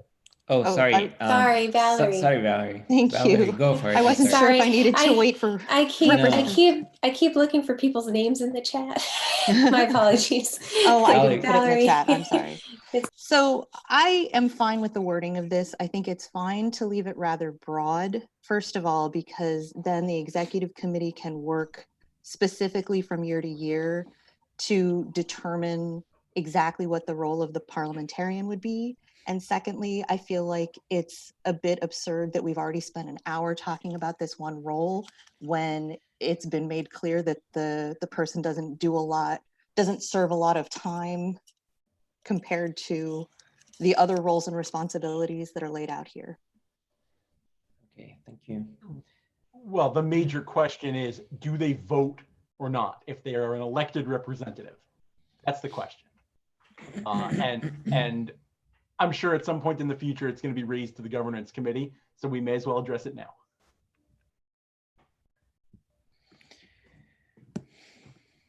Allison Durbin, and then Laura McBride. Hi, I'm just thinking, I think you hit the nail right on the head that if they are an elected representative, they must vote with no contingencies because they were elected by their program to represent. And parliamentarians, if they are not voting, are not representing. So then maybe they are just an appointed position, but it's pretty dishonest to have an elected representative that does not have the right to vote. And that needs to be very clear.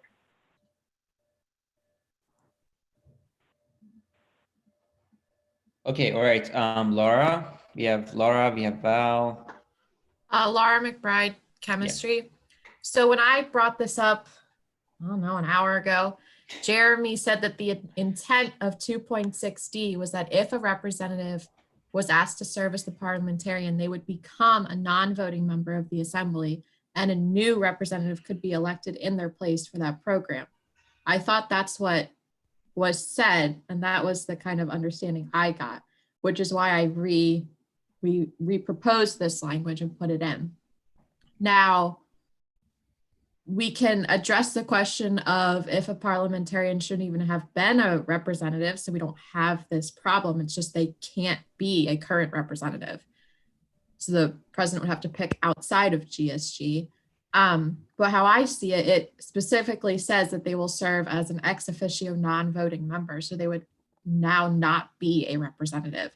And then if they're not a representative, there is no representative for the program. So then a new one could be voted in. That would be my understanding of this.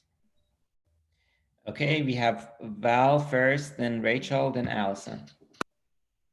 So isn't it, per Annie's clarification earlier, isn't it the case that our entire executive committee are representatives that were voted in by their departments but are non-voting members of the GSG body? Yes and no. Currently, as it stands, there are two different ways that executives are elected in. It can be via the general election with the entire graduate student body, or if there's a vacancy, as we have seen, the very thing that we're discussing here has already happened. When Martin was voted in as VPLA, he no longer could be the representative of the dual degree program that he represented. When Nate was elected VPCD, all of a sudden we didn't have a rep for that area of public health. So this is something, so if this is something that is bothering people, it's good to know now. And I would just want you to be aware that it's been happening. It's almost like you've been promoted. It's like a trade of power.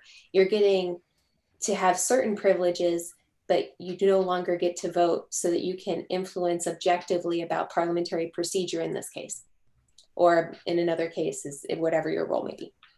Thank you. We have Rachel first and then Allison.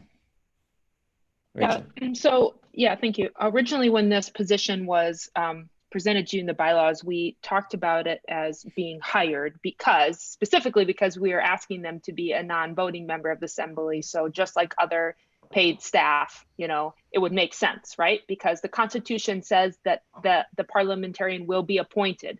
And we actually had quite a bit of debate at that point whether or not the parliamentarian should be elected or appointed. But we decided, because we wanted to make it a paid staffer, to make it still appointed rather than elected. So what we see here is the challenge, because we decided not to pay them, which is okay, but we're still stuck with the language of appointment coming from the Constitution. So if this position is appointed by the president, then it would strike it as a little bit odd if maybe the president appointed them after elections. So perhaps there could be some discussion about the timing of appointment so that it avoids sort of what you're mentioning here as going through this process of having elections for representatives, and then the president decides to appoint a rep, and then they by default I guess lose their voting privileges. So one thing could be to specify the timing of the appointment, or just leave it and specify that the president should elect someone outside of the assembly so that it doesn't create this odd situation where we're not sure if they can vote or not. But in any case, that's part of why there's a challenge now. Okay, all right. So we have okay, thank you for the order. So we have Allison, Yehuda, Nate, Valerie, Emmanuel, and me. I'm gonna use my the power as the chair right now and say, this is just my opinion. This is bylaws, and we can change it afterwards. There are things that we have to make sure that we're gonna vote on so that we can have our elections for next year. I just think it's better to vote on other things, but thank you so much, Allison. Okay, then I'll change what I was gonna say, but I'm gonna keep the same point moving forward. I agree that it's silly at this point. We've spent an hour and 20 minutes talking about this, but I think we should move forward, and going forward, we need to think about that Darren Schillingford and I represent music education. We are 2 out of the 7 people in that program. We're both reps. And if we were ever promoted, that means we need a 3rd person from music ed. Quite frankly, one program doesn't have time or the manpower to keep pulling from programs. Like when people run for reps, they're saying, I'm ready to make the time commitment, and you're voted in. They don't want to keep going down the line, going deeper and deeper into these very shallow programs. So I'm done. We need to move forward, but it's just important for larger programs to realize that music ed has 7 people, and 2 of them serve on GSG currently. Yeah, that's a very good point. Thank you. Yehuda. I did have a comment, but instead, based on what you said as the chair, I will motion to table the discussion of parliamentarian to the next meeting. Thank you very much. Nate. Yeah, my 2 points were just covered by Rachel and Allison, actually. Thank you, guys. Okay, Val. I second the move to table. All right, Emmanuel. I'm also gonna second the move to table, but I would like also some attention to be paid to the wording of 2.6. The president may appoint a parliamentarian to act. It can be very important if it's clarified the parliamentarian is being appointed from among the assembly members or from any graduate student body and so on. I see. Yeah, I think that's the big debate that is happening currently. So if everybody agrees, is there any other thoughts on Article 2?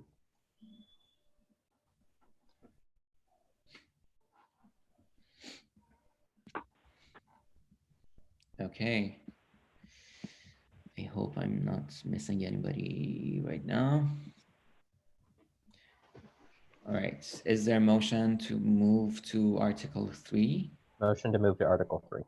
Is there a second? Second. Is there any objections? All right. Hearing none, seeing none, hand raised. We're going to move to debate Article 3 impeachment. The debate is open.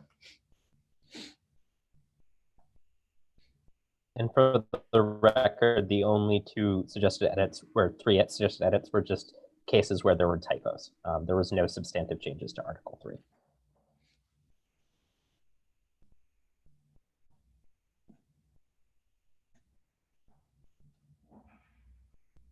All right.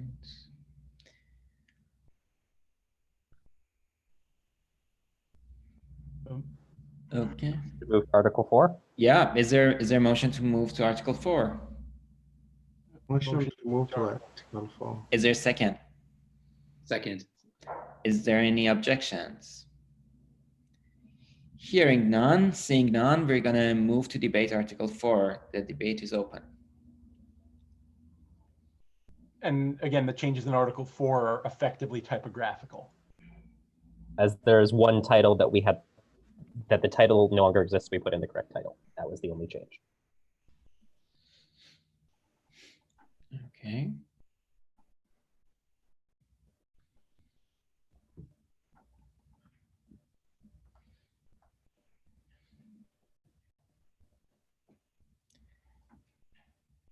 All right. Is there a motion to move to Article 5? Motion to move to Article 5. Is there a second? Second. Is there any objections? Objection. Okay. Emmanuel, go for it. Okay, thank you. So let me see whether, can you scroll further, 4.1?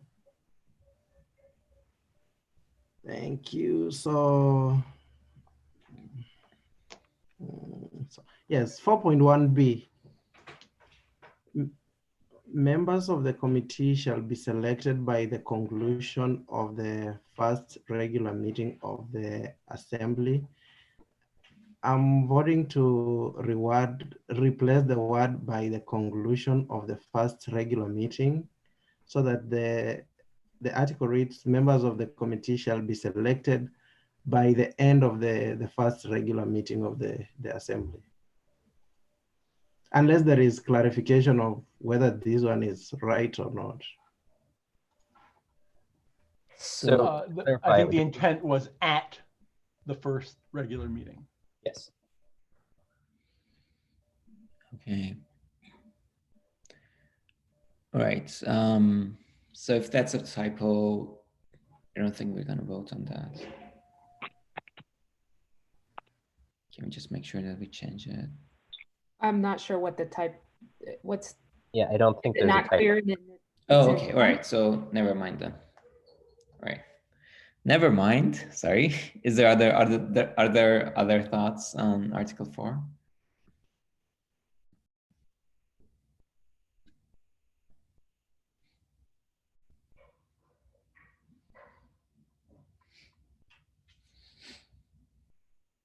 Motion to progress to Article 5. All right, there is a motion to progress to Article 5. Is there a second? Second. Is there any objections? All right. Hearing none, seeing no hand raised, we're going to move to Article 5. The debate is open.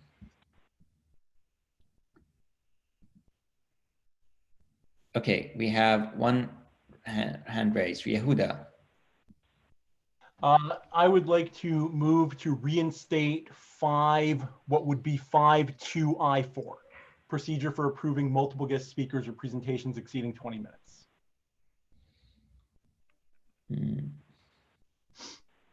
What? Can you repeat the number of the? So it would be 5.2I4. I see. 5.2I4. And can you write the amendment that you're proposing? Let me see if I can. It's really long. It's like a whole giant Would it just be section that was cut out. Can't you just copy paste it? Yeah, I can copy paste it. Yep, done. Perfect. Oh, wait. Oh, wow. Okay, all right. Is there a second? So I could speak to the reason. Yep.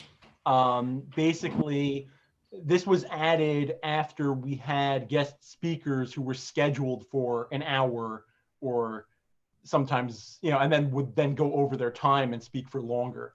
And the VPLA at the time felt that it was important to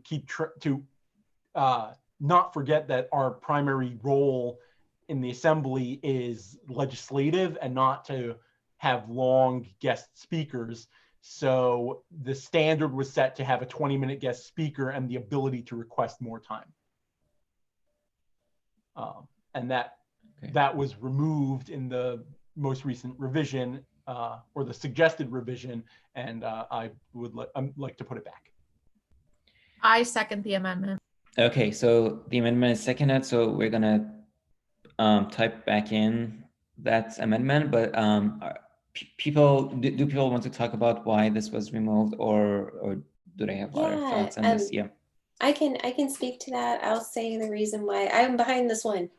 Yeah. I am behind this recommendation and I'm proud of it. But it doesn't mean you have to agree, and it's fine if it goes back in. It's not a big deal. It seems to me to be redundant and not a good use of our bylaw space. We have had panels and we've had to get those approved when we have more than a few speakers. We had a mental health panel, we had the collective bargaining employment panel, those sorts of things. And it just felt redundant because the rules committee already has to approve the agenda.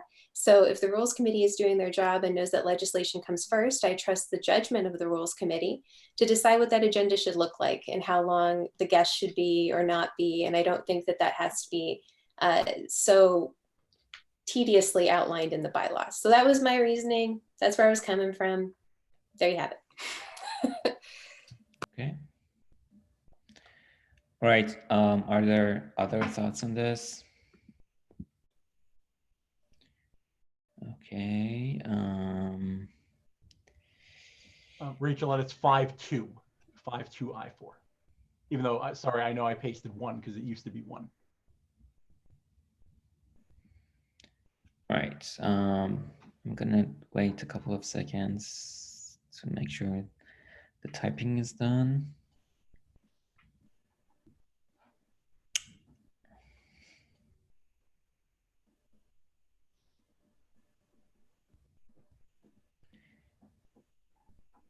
All right, I'm gonna, okay, so is there a motion to vote on this amendment? Motion to vote on the amendment. Is there a second? Second. Any objections? The objection is to voting on it, okay. So there is no objections. We're gonna move. I'm gonna ask for voting on this via the yes/no button. So those, and I'm gonna wait till the formatting is done. But basically, those in favor of this amendment should press yes. Those opposed should press no. And if you want to abstain, officially abstain, press the coffee cup button. Okay, I'm gonna start your 30 seconds right now.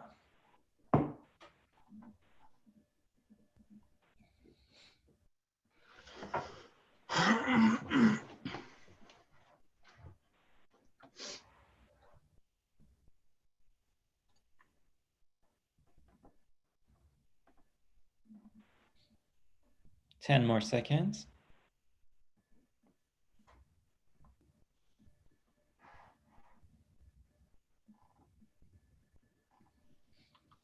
All right, thank you. The motion carries with, at the point that I saw it was 12 yeses, 9 noes, and 2 abstentions. All right, thank you. Other thoughts on Article 5? Wait, let me clear this up.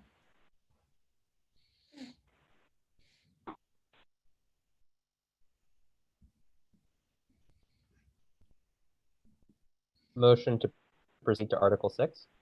Is there a second? Second.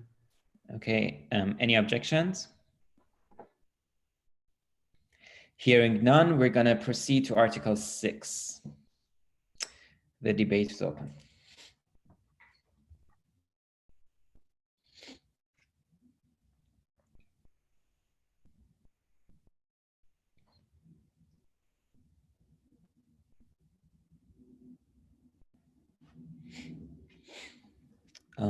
I had a question. Yep, go for it. So in 6.5 declaration of the winners, it says the GSG faculty staff advisor in conjunction with the elections committee shall certify the elections results. And do we need to say anything that we haven't had this before, but do we need to say anything about what that certification involves? So for example, we've always had to make sure that the people who voted were actually grad students. So if we're saying specifically that there's some type of certification, do we have to say what it is? Thank you. Is there anybody who wants to speak to that? Alec. Yeah, I don't think that's really necessary. I mean, we haven't had to spell that out in the past, and I think that if that becomes an issue at some point in the future, then we can clarify that at a future date. I think we can just table that issue for now. Okay, I'm happy with that. Thank you. Other thoughts on Article 6? I see Alec's name, but I don't know if that's what you were just saying, Alec. That was what I was just saying. Okay. Okay, if there is no other thoughts on this, is there a motion to move to Article 7? Motion to move to Article 7. Is there a second? Seconded. Is there any objections? Okay, hearing none, seeing no hand raise, we're going to move to debate Article 7. The debate is open.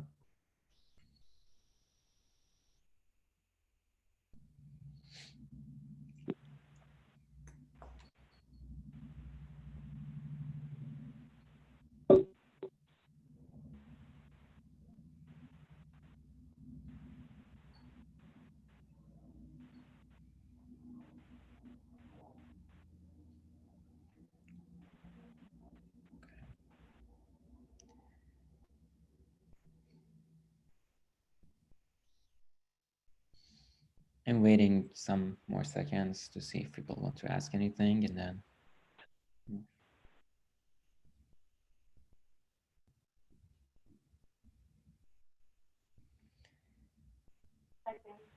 Okay, was there any questions? All right, I haven't even finished scrolling down through section 7 yet because it's really long. So yeah, maybe well, give another minute. Sure. Weren't the files available before?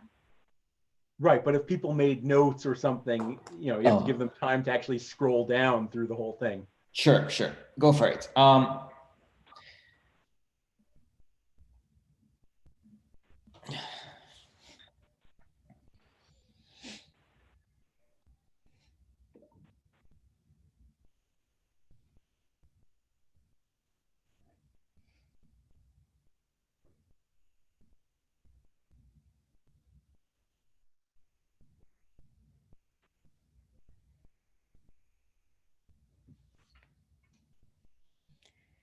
Okay, maybe another. Laura has her hand raised. Right, Laura. Laura McBride, chemistry. I'm in section 7.4b. I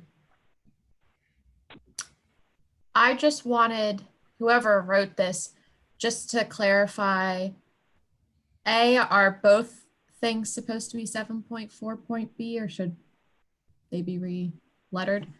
Because it looks like they're two items. The second one should be C. Yeah.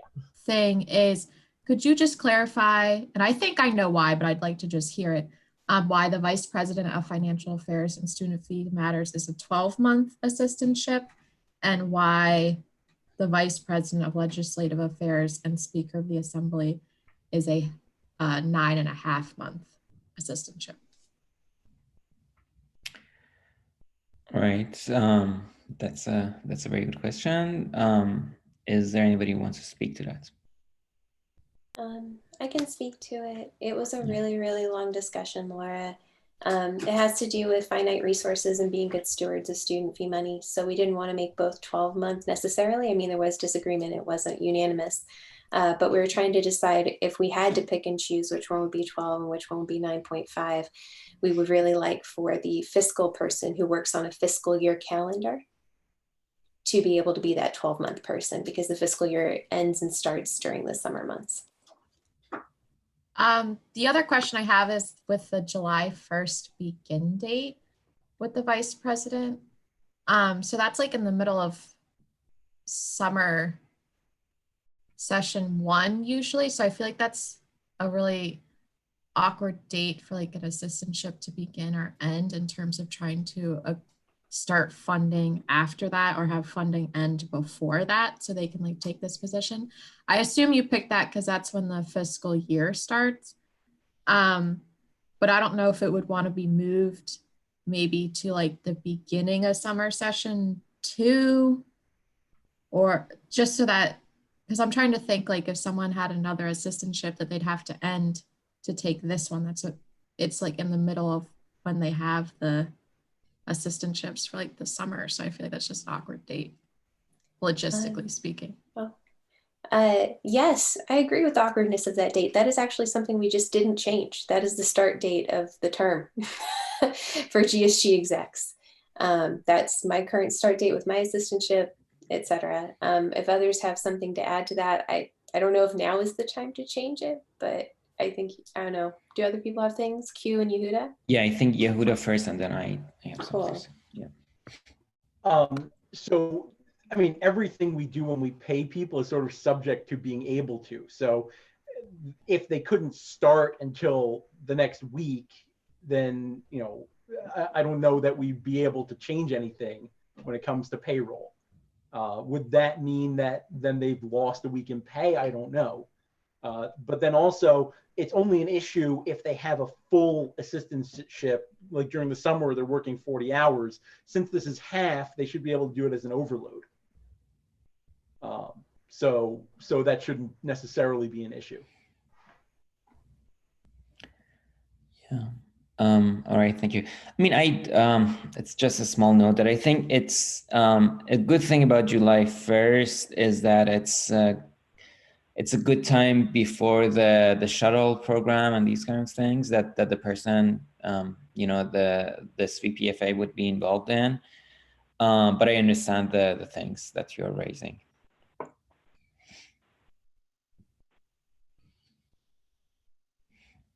All right. Any other thoughts?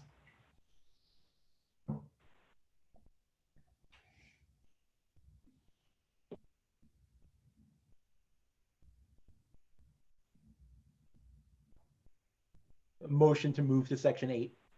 All right, Seconded. There's a second. That's great. Is there any objections? I just have a point of clarification. Yeah. Because I was just scrolling through it. I don't know if I necessarily saw. Did we have anything in the bylaws that was added about the grants? The going through like the grant process for the new grant we like started? Mm-hmm. Is there anybody who wants to speak to that? Rachel.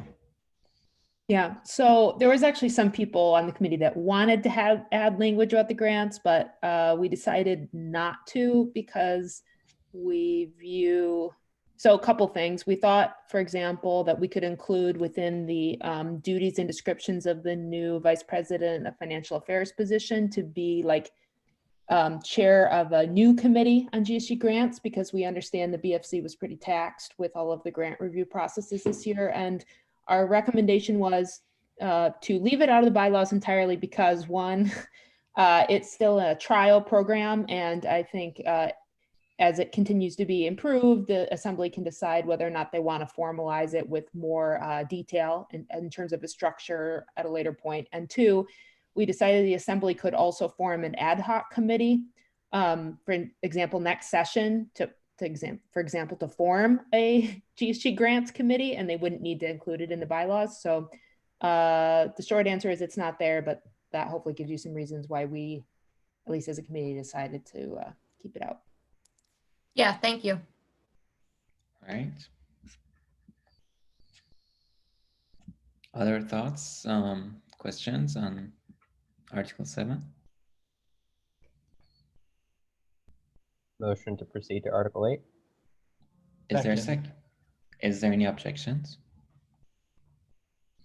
Okay, hearing none, seeing no hand raised, we're going to move to debate Article 8. The debate is open.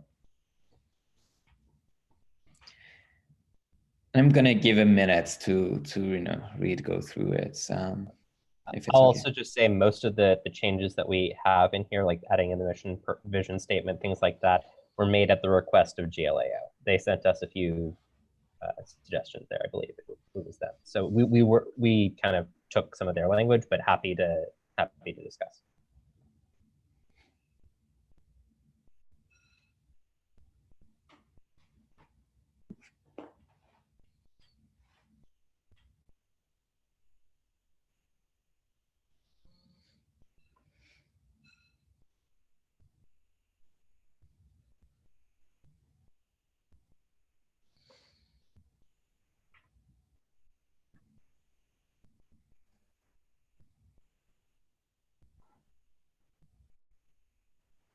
Motion to move to Article 9.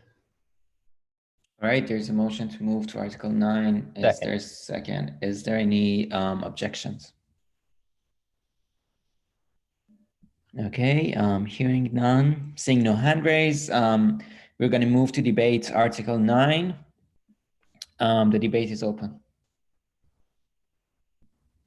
I actually do have a motion, one point of clarification. Right now it says, including the review in 9.2, these bylaws shall be reviewed every year, yada, yada, yada, including the review of each executive committee position with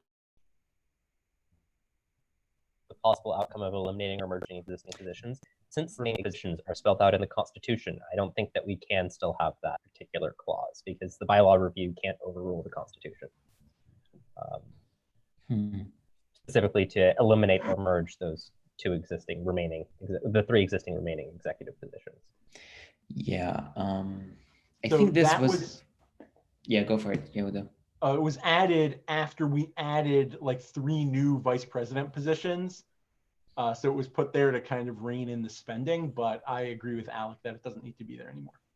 And so I would propose we amend it just to add it where it says in the fall, change the comma to a period and strike the language after that. I also would say I definitely agreed with the inclusion of it originally, but just with these other changes, I think that's no longer applicable. All right, great. Is there a second? Second. Okay, is there any objections right now? I mean, it doesn't... Okay, is there any debate on this? Anybody want to talk about this? Yes, so the Constitution includes a review provision, right? I'm just trying to find it here. Yes, it does.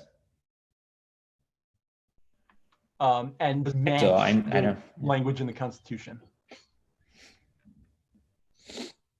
I just can't find my copy of the Constitution.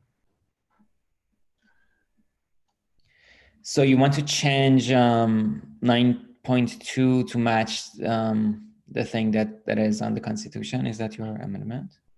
Meaning if the executive positions are discussed in the Constitution, then it's not necessary here. But otherwise, I would suggest a change to the amendment. I'm just trying to find out what exactly the language was that we had in there.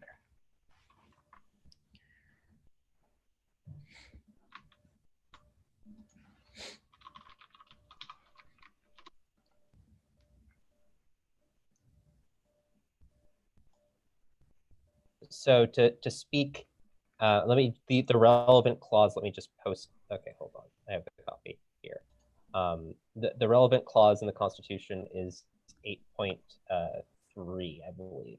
where that's where it's speaking to the ongoing nature. It says the current constitution and bylaws shall be reviewed every 5th year by a special committee appointed by the president. All recommended amendments from said committee shall be administered according to the earlier article. So posted into the chat. So in that case, since it does say that the current bylaws shall be reviewed, right, I would just strike 9.2. Yes, I concur with Yehuda's amendment. Because it's already spelled out in the Constitution, exactly that whole thing. All right. Okay. So the amendment is to strike out 9.2. Is there a second? Second. Okay. Is there any other debate on this? I have something. Yep. In 9.1. I'm sorry. Sorry. It's just, yeah, let's just finish 9.2 and then we can go. No worries. No worries. Any other thoughts on 9.2? Okay, I'm gonna ask for a unanimous consent on striking 9.2. Is there any objections?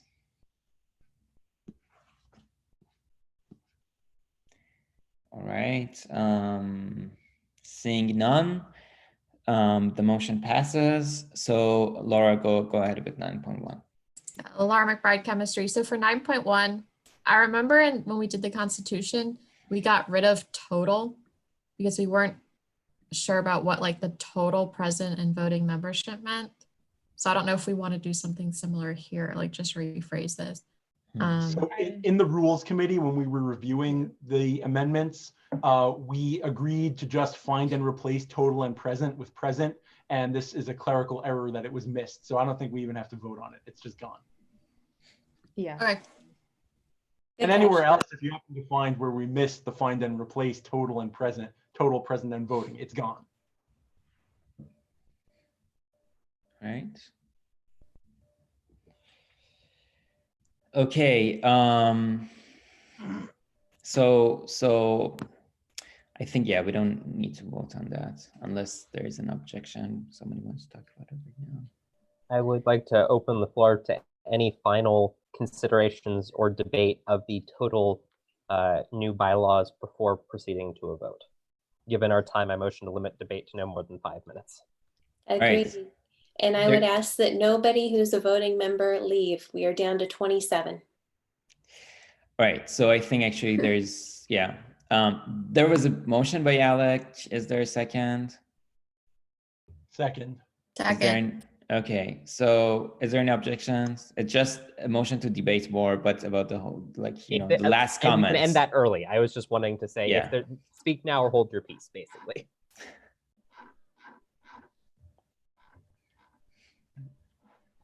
I have a motion to end debate and vote the previous question. So there is a motion to end debate, and that means that's like votes the whole thing, right? Yes. All right. So there is this motion. Is there a second? Second. Okay. Is there any objections? Hearing none. All right. So it's time to vote on the proposed bylaw. All those with GSG A39 Act 03, an act to wholly replace the GSG bylaws with those proposed here as amended. Thank you, Yehuda. That's great. I'll see if I can pull it up. Give me a second. Yeah, pull it up. And I'm gonna give 1 minute to vote whenever it was pulled up. So those, I'm just gonna say, those in favor would press the yes button, those opposed would press the no button, and those abstaining would press the coffee cup button. And this requires 2/3. This requires 2/3. Also, remember, if you're a non-voting member, you shouldn't vote. All right, I'm gonna start the clock.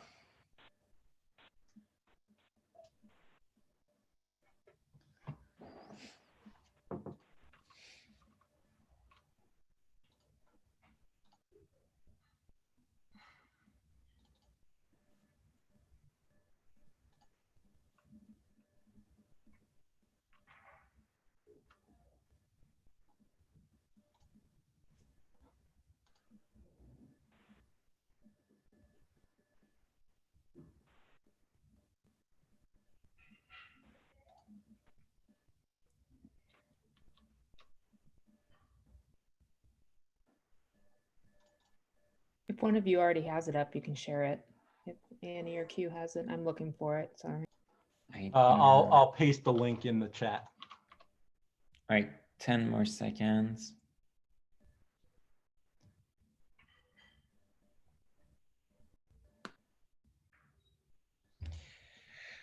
All right, the motion passes with 24 voting in favor and none. We don't have any vote opposed and we don't have any abstentions. So congratulations, everybody. We finished, we voted on the bylaws. Okay, great job, everybody. This is great. So now we have actually 7 minutes. That's what is, I don't know what's our next agenda item. Discussion of approval of the minutes. Approval, meeting minutes. Meeting minutes, all right. Is there a second to move on? The last issue on that. Yeah, to move on to discuss the meeting minutes for 7 minutes.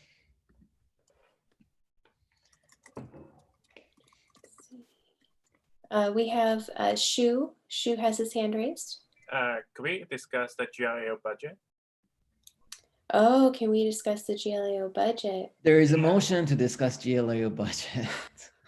So first, the meeting minutes was on the agenda. So first we would have to table that right. again. Yeah, that's true. Is there a motion to table? Is there a motion to table the meeting minutes again? I will motion to table this as long as it's the first item on the agenda in the next meeting. All right. That's fair. People in rules committee can hear that. Oh yeah, I think most of us want it to be discussed, so agreed.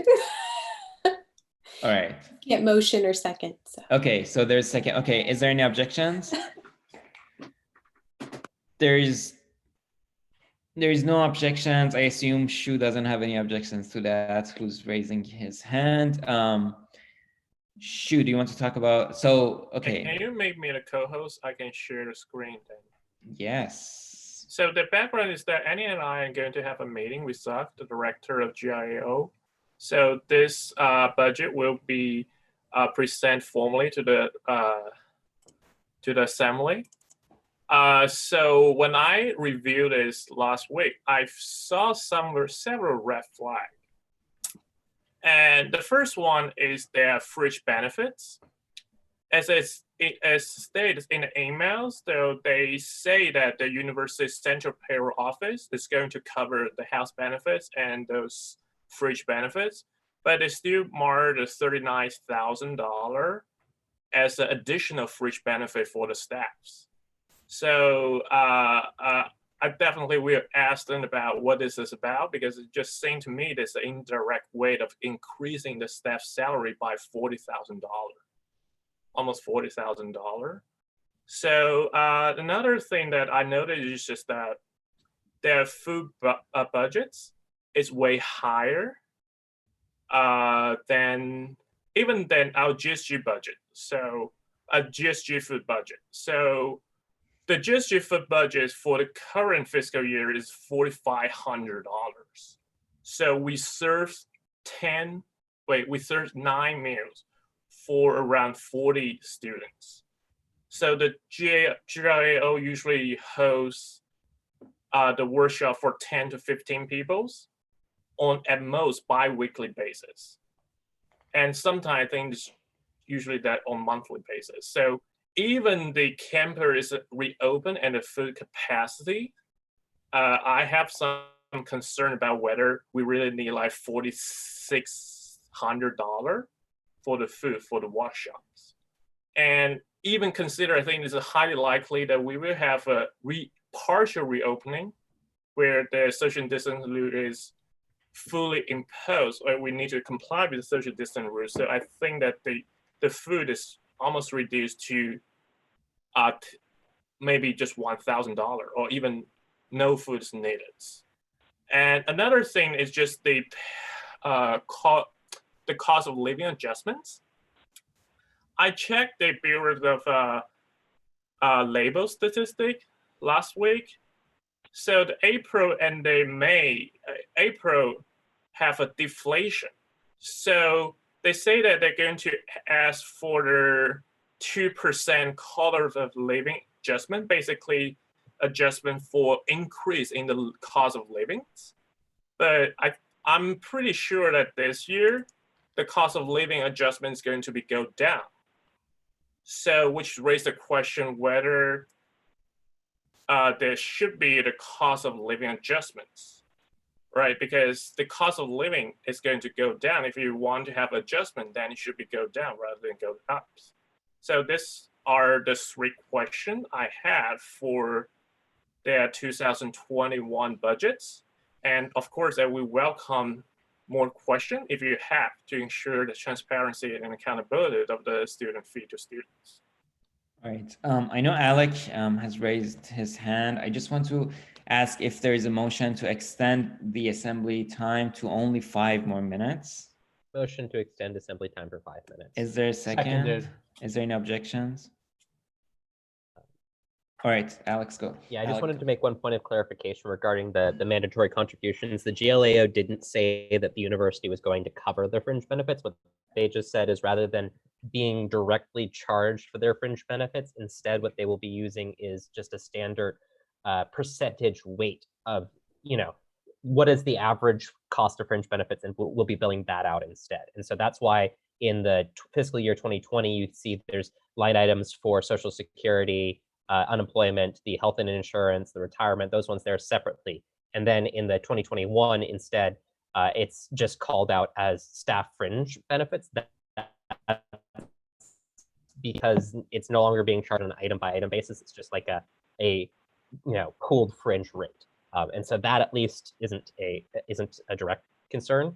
What I will say though is I definitely agree with you in terms of their food budget. And I think that we should go into that meeting telling them, especially given some concerns about whether the fee that funds GSG and GLAO will be fully charged in the fall. I would basically propose to those who go into the meeting and say, guys, you should expect at least a 10% haircut, just because we might be seeing a 50% haircut in our incoming fees. And so that is why we are basically go in there with where can you cut, and we think food might be a good point to start that cutting. And yeah, it's the tuition remission benefits. Those are the ones that the university is covering. The other fringe benefits are the things that the GLAO budget still needs to address. So yeah, those were just one point of clarification, and then we should be telling them expect at least a 10%. Thank you. Val. Is there any sense administration-wide about whether or not we're even going to be able to be on campus in the fall? Because there's no point in having a food or a room rental budget if we're all online, I would think. No. I think they were going to have a firm answer in mid or late June or July. Unofficially, I've heard from a representative of the provost's office that it's unlikely, but don't spread that.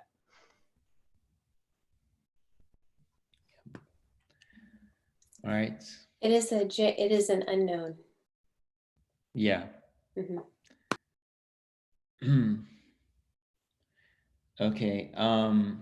So Yehuda, I think that was what you want to say when you raise your hand, right? Or...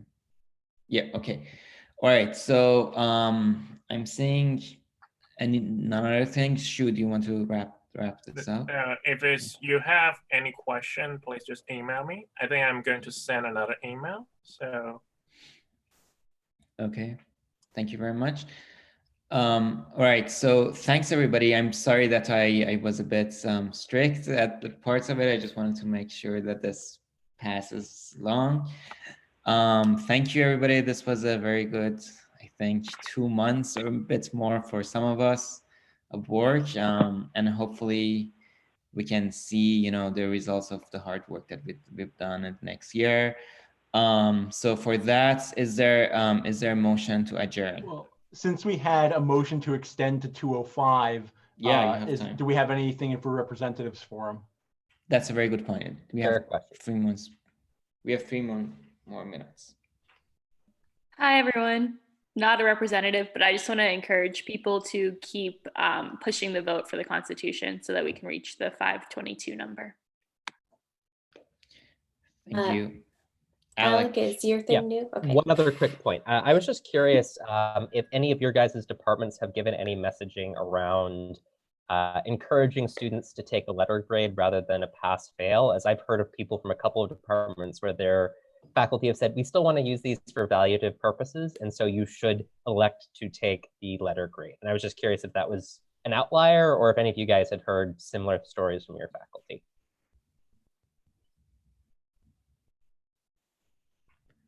I haven't heard anything with regard to that specifically, though it would seem that faculty are encouraging students to take their letter grades. From the social sciences perspective, I haven't seen that anywhere, and it seems to me that there's a real power dynamic in play in terms of professors asking their students to take that grade for their own benefit, as it were, or for their own evaluation. That doesn't seem fair at all.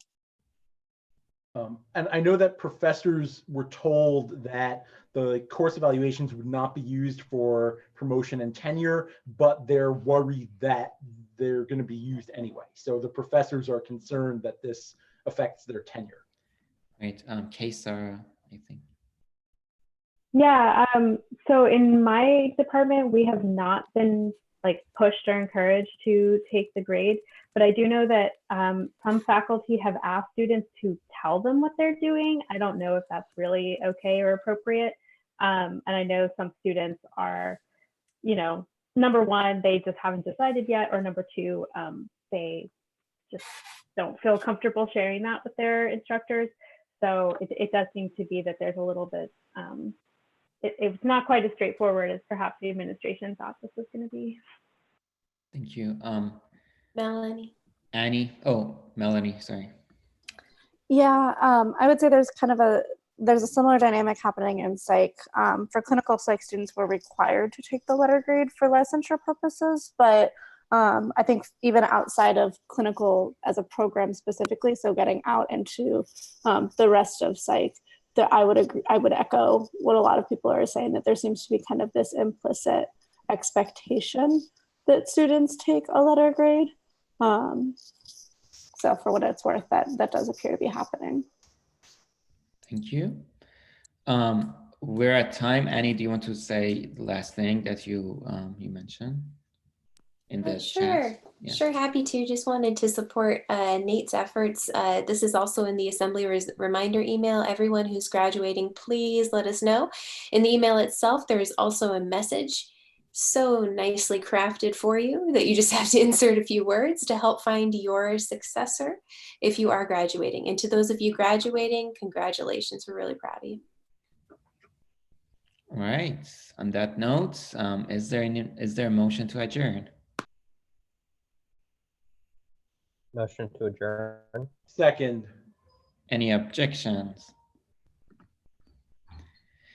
Hearing none, the assembly is adjourned. Thank you, everybody. Have a very good day. Thanks, everyone. Bye-bye. See you all.